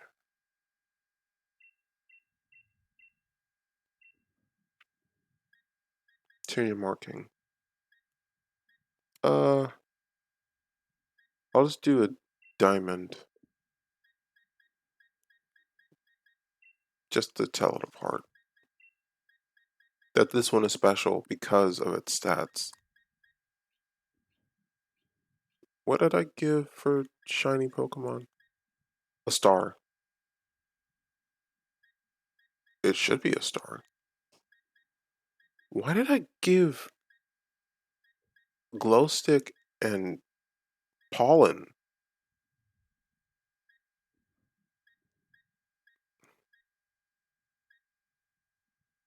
Fucking weird, man.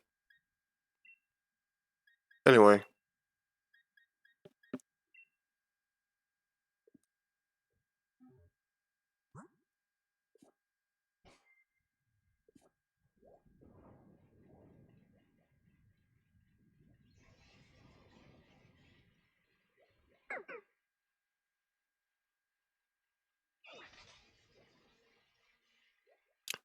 I need to reload, right?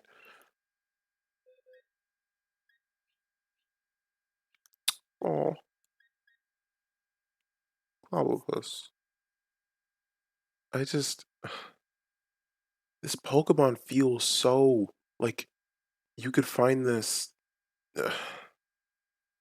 It feels like you could find that Pokemon like early on in the game, but like you find it near the end, and it's like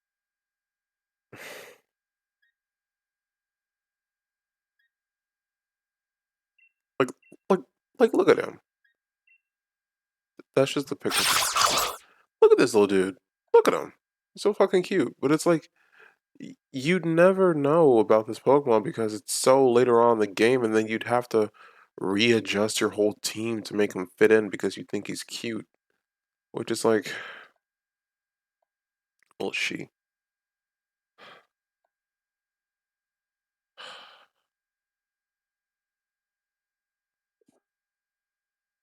It's so unfortunate. Like the reason why it's in box 7 was because, well, uh, I had like this was where was that near? It was near the water, like the route where you just had to go across water, which is kind of not here, but it was it was south of here because this path was closed because of plot reasons. So you'd have to go through here, through this ice, through the ice type gym city. Through here would you find this Pokemon? Which makes sense because it is an octopus. But you know, not every fish needs to be a water type.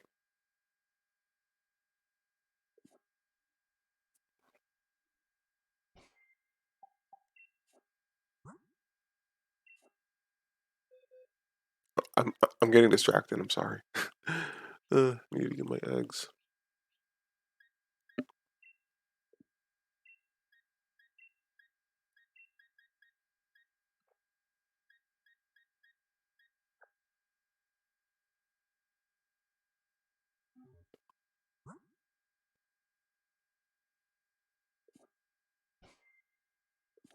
Finally hit the 4 hour mark, which pretty good. I now realize that if I want to keep people entertained, I need to make it so that it's nice and satisfying. Having too much content can be sort of how can I say this? Having too much content can be sort of overwhelming and unincentivizing. So also it makes it really hard to upload all this because uh it's hard to upload. It's so much. It's so much to fucking how do I say this? It makes it hard to fucking make this like there's something more to say. It's hard to upload big files, especially from my computer where I don't have a hard drive disk, so I have to export it from Twitch to YouTube, which is way more convenient than what I've been doing this past couple weeks, where I would record footage onto my laptop, then export it to YouTube when I could have just been doing that. And honestly, it makes my whole page look more interesting because you know what games I've been playing, and if you go to my about, you can tell when I you know, properly streamed it. Like the deeper schedule. Because when I do broadcast to like keep when I start my broadcasts on Twitch, it tells the games that I've been playing. It keeps them there for 30 days, and then I can export them to like to YouTube and anywhere else I want, honestly.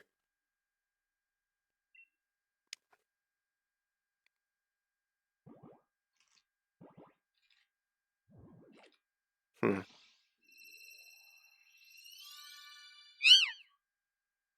Hmm.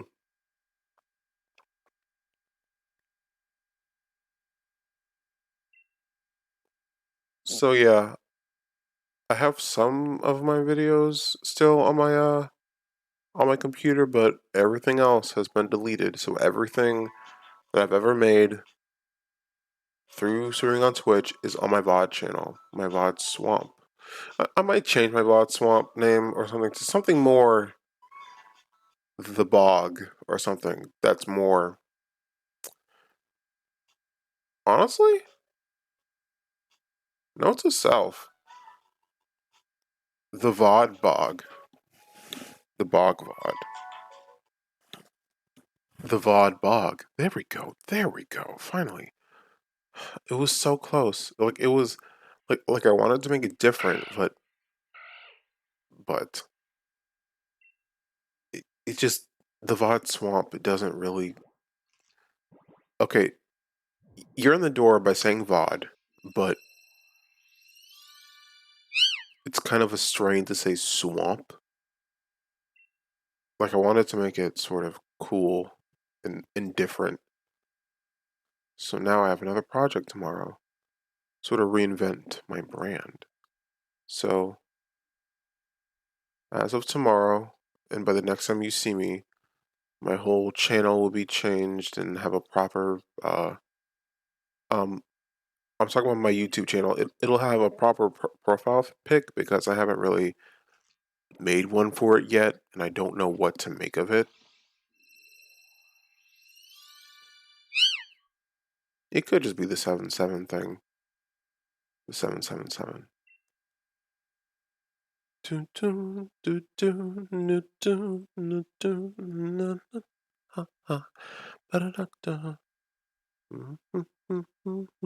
come near me, obstacle. Just hatching my pretty kitty eggs, which is really gross when you think of it.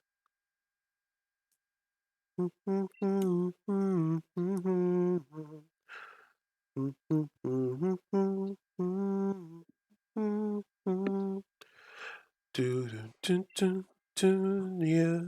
One more left. Da, da, da, da, da, dun, dun, dun, dun, dun, dun, dun. Pot pie. Can you imagine that I didn't like pot pie at first when I was like little? Because I thought it was just weird because pie is supposed to be sweet. Because like the only experience that I've ever had with pie is the fact that like a fruit pie, like apple or honestly, my family really only ever ate apple pies or like sweet potato.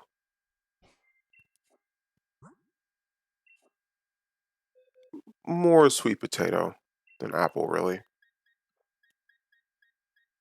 Like yeah, Alamodes were never far from home.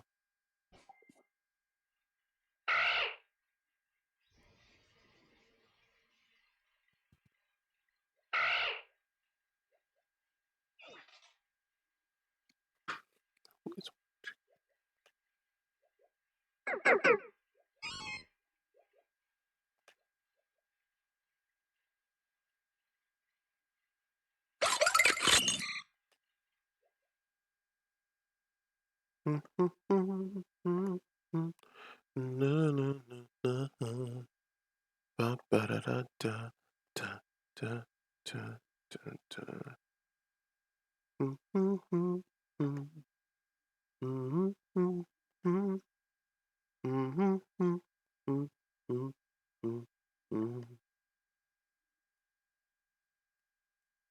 I was just checking something.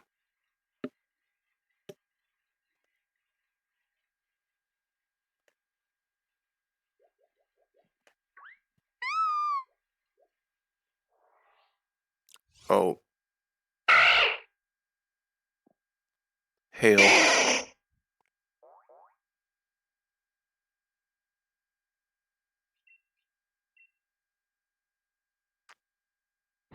Okay, if hold on,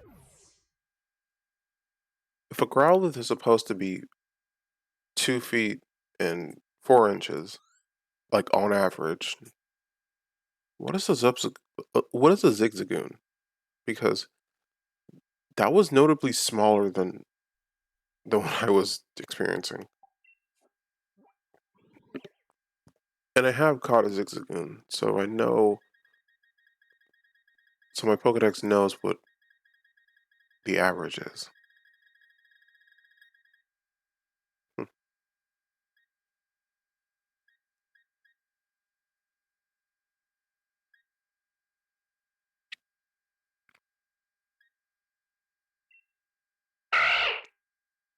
A foot, a foot and 4 inches. So it's a foot smaller, but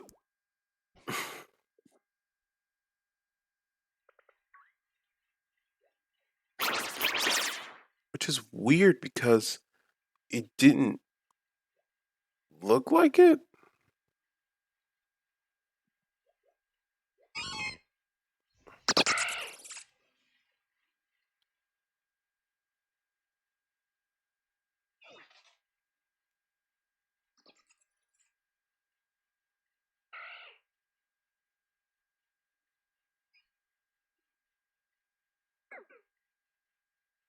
Hmm.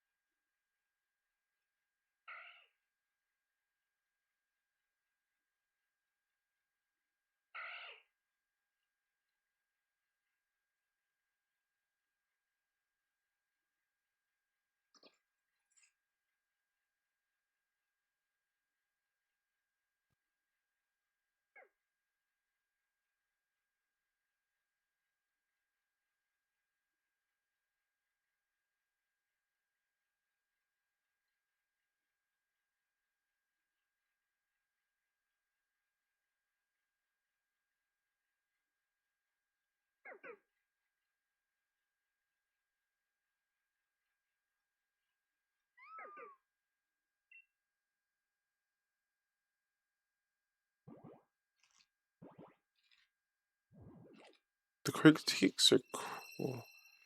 I was thinking of how when like in-game footage, sorry, when in-game footage was released for Sword and Shield, the the critiques were so high, which is warranted because this is a very old company that really has no excuse for giving out games that are like sort of unfinished when there's newer companies, relatively speaking, who can produce content relatively quickly and with big success.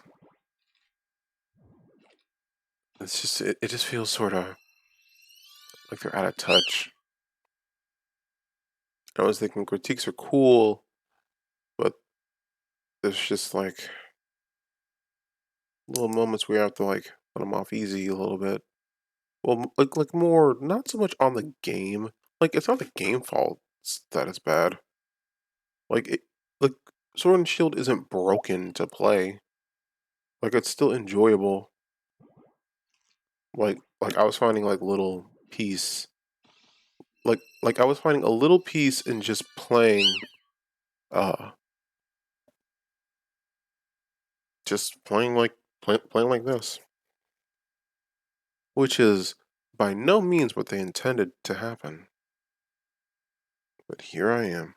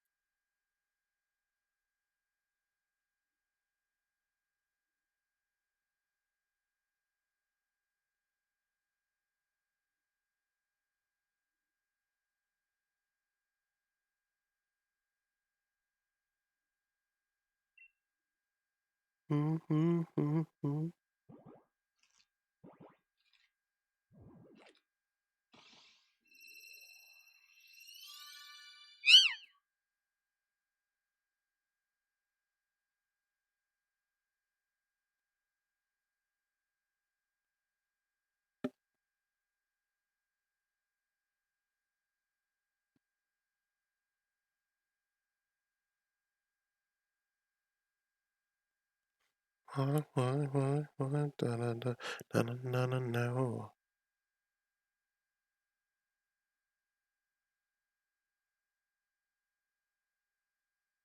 Mm, mm, mm, mm, mm, mm, mm, mm, mm, mm, mm, mm, mm, mm, mm.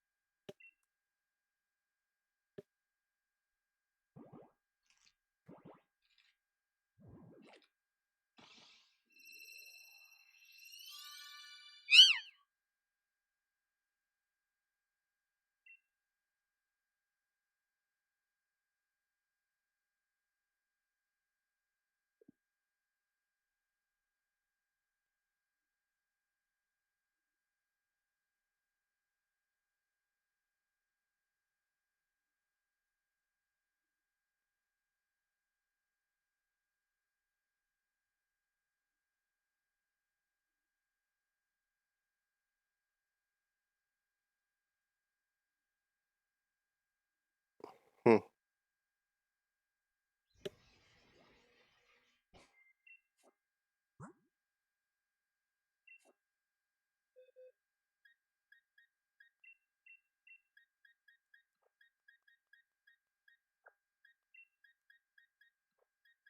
This is going to be the last one. As I've said before, I don't want to be too long, especially not for something like this.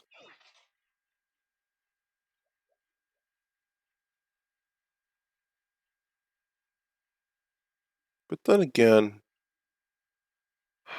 I keep breaking it. If I do plan to do content like this, I do intend to keep it chill, to just let it be a nice stream of consciousness for you to listen to,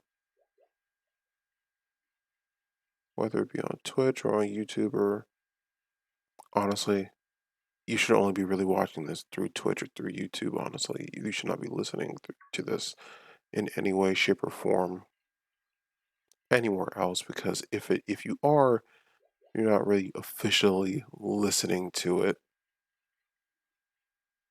And if you're not, you can find me on Twitch through the username at BLUTYDYE_777. And you can find my channel and Twitter by the same username. And for my VOD channel, that's still, as of now, up in the air. Kind of have to change that. A lot of changes that I have to do to make it more interesting. What do you have? Spend my lots.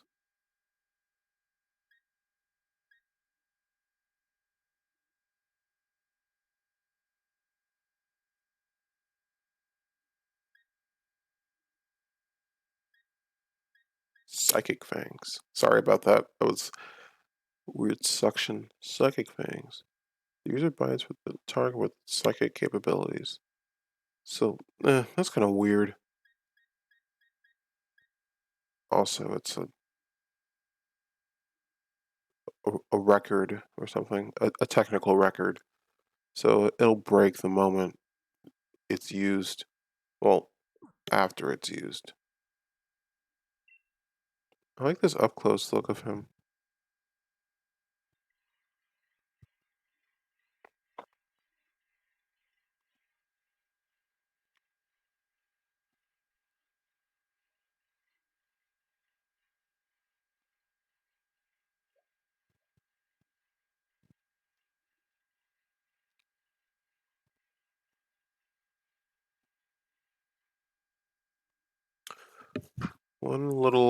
One last little thing that I have about Pokemon and what I want to see from it. Uh, Pokemon has, when it comes to its story, from the character that you play, be it Red, be it Ethan, be it Brendan, be it Dawn, or whoever you play, the characters in Pokemon have always told you that you're so special with Pokemon, but it's never given us the opportunity to actually prove that. Like they just think that just because we're good at battling, therefore we're good with Pokemon. Because I guess in turn you would have to be, because if you can get your Pokemon to battle very easily, that means you've either trained them very well. Like if they're able to pull off a very complicated move like Flamethrower or something like that, then wow, that takes a lot of skill to train them on. But seeing as how it's a simulator, as I've already said like 3 times, there's no there's no what's it like there's no real chance to show what we're being told that we are.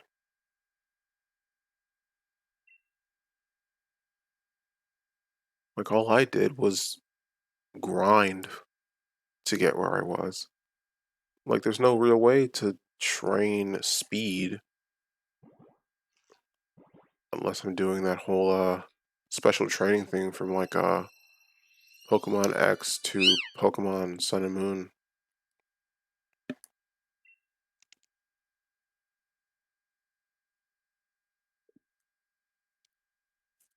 And the thing about Pokemon is they don't do patches. Like they don't make new content to fix anything. They just release it and that's what it is. Like like like they never fix anything. They just release it and for better or worse, that's all that it is. Which personally, they need to incorporate that kind of business practice. Like you can't just expect like your product to just go over well. Like yeah, the mindset is like, yeah, you should have been had this fixed, but like you have to fix it. Like if it's broken, you have to fix it.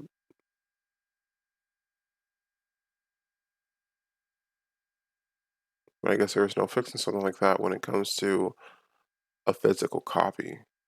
Only really works with downloadable content. But yeah.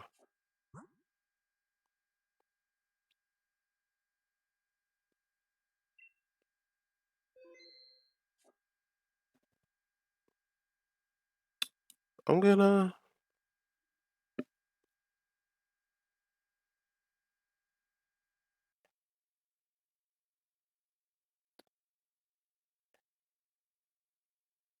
It was a good. It was a good moment.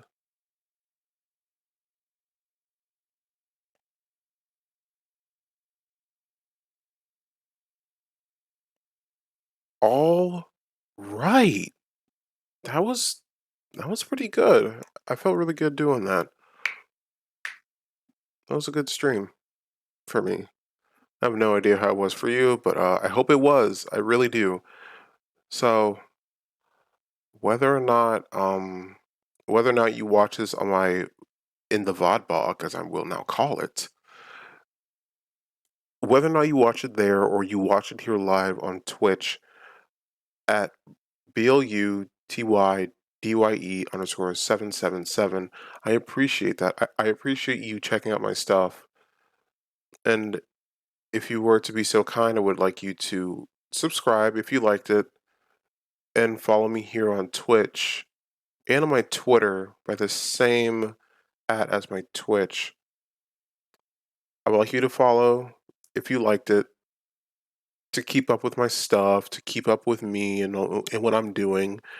And you can contact me through my Twitter at bluetideeye_777 so that you can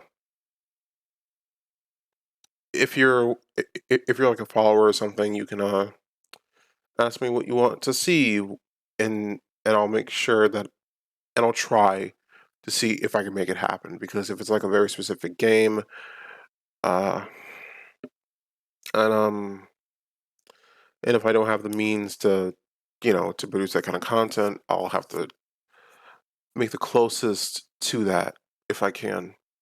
But either way, thank you for coming. Thank you for watching. Yeah. I have nothing else really to say.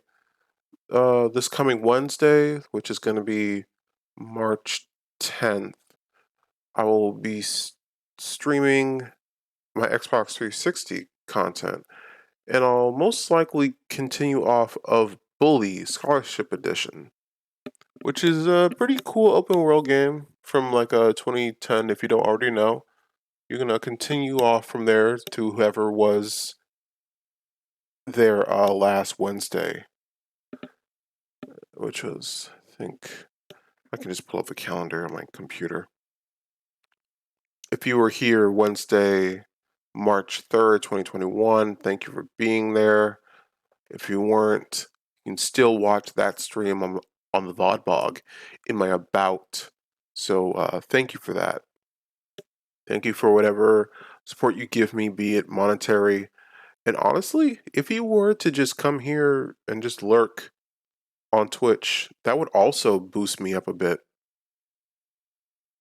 Like, even if you don't, give me money directly, just by you watching my stuff would in turn support me. So, yeah, thank you for coming. I really do appreciate it. And this was setting off some final thoughts. Good night, y'all. Or good morning, whichever one. Bye.